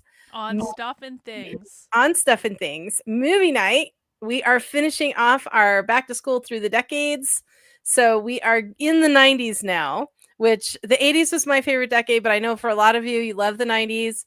And we are doing American Pie this Sunday night. So do come for trivia and music. You still need to watch the actual Rodney Dangerfield movie Back to School. I'm not going to forget about this, Jennifer. I have it already for next August. It's already in there. It's next purple, August. So No.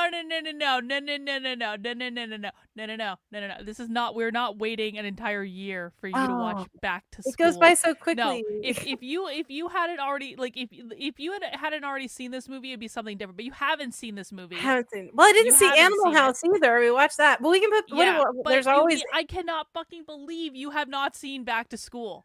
It wasn't my vibe. I don't know.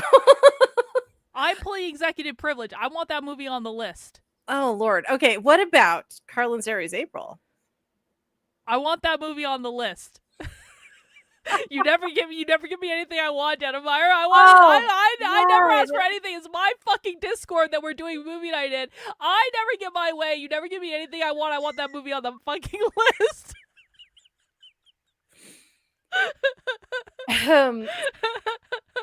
Yeah, I'm not gonna forget about this. I'm not gonna let up until I get my way, and you know that's true. This is like when Big Tech blocked me on Twitter and I didn't shut the fuck up about it for weeks until he eventually unblocked me. Thank God I'm not a Pisces. Yeah, well, seriously. We would have know, he got called out for being a Pisces by someone else in the Twitter space the other day. I was like, oh shit.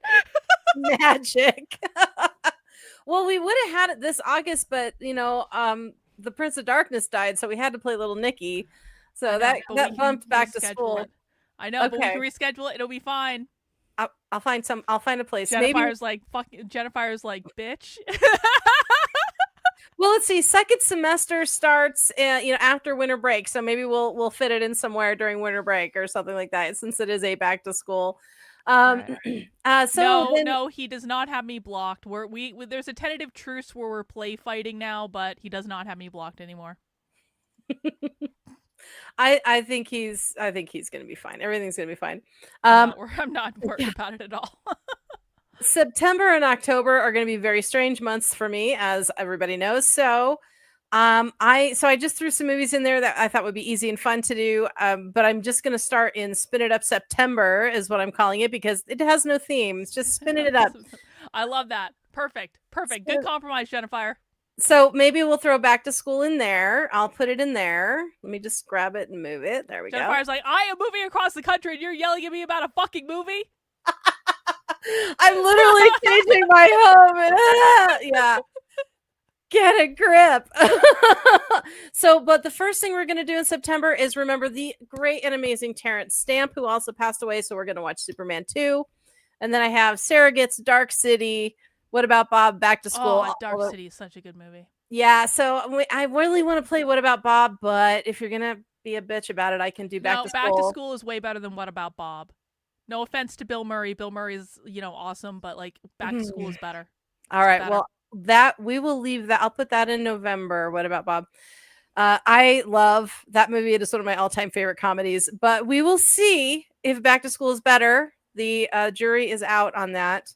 And then our Mac Daddy MacB for Monday movie night, he is doing Diamonds. Wait, no, hold on. We have one more. He's doing Diamonds Are Forever. Because we did Jay and Silent Bob Strikes Back last night. So I'm just going to move that up to August because maybe he didn't realize we had 5 Sundays. Oh, Mondays. Sorry, it's a Monday. Nope, never mind. I'm sorry, Mac. I didn't mean to mess with your list. I got it. It's back where it lives. Diamonds Are Forever is what he's doing next Monday night. We had so much fun and this last Monday. And I hope you guys come see me on Sunday. And I'm wondering, like, a lot of people, they used to chime in when I took my breaks and stuff, and now they don't. And I'm wondering if maybe I'm glazing over it too much, or I'll try and make more space for that because I do love conversation. But I do tend to kind of railroad through it because I get into my little entertainer vibe. And that's okay. It'll work itself out. Don't worry about it.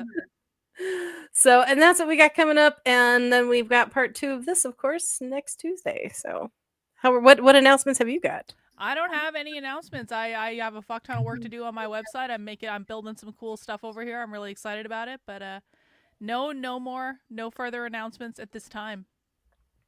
All right. Well done. Cool. Yeah, everybody show up for movie nights. And also somebody brought up, in fact, I think it was I don't remember, but somebody brought up that, like, go anytime you guys want to go and chat in Karlyn's Discord. Like, throw up everyone and go sit in the general VC and chat whenever you want. That's very true. Like, no one needs my permission to be chatting in the Discord. You guys also don't need me to be there if you want to chat in the Discord. Like, anyone can do that. So if you want to have a chat with other people, just let other people know you're there, and then you want to talk. Totally. Have fun with it. It's all good, man. Use the tools we have. Power to the people. Power to the people, indeed. All right, guys. Well, that is all we have for tonight. We'll do part 2 next week, and I will be back live at 5 p.m. tomorrow. And so that's all we got. Take care, guys. We'll see you soon. Bye. Bye.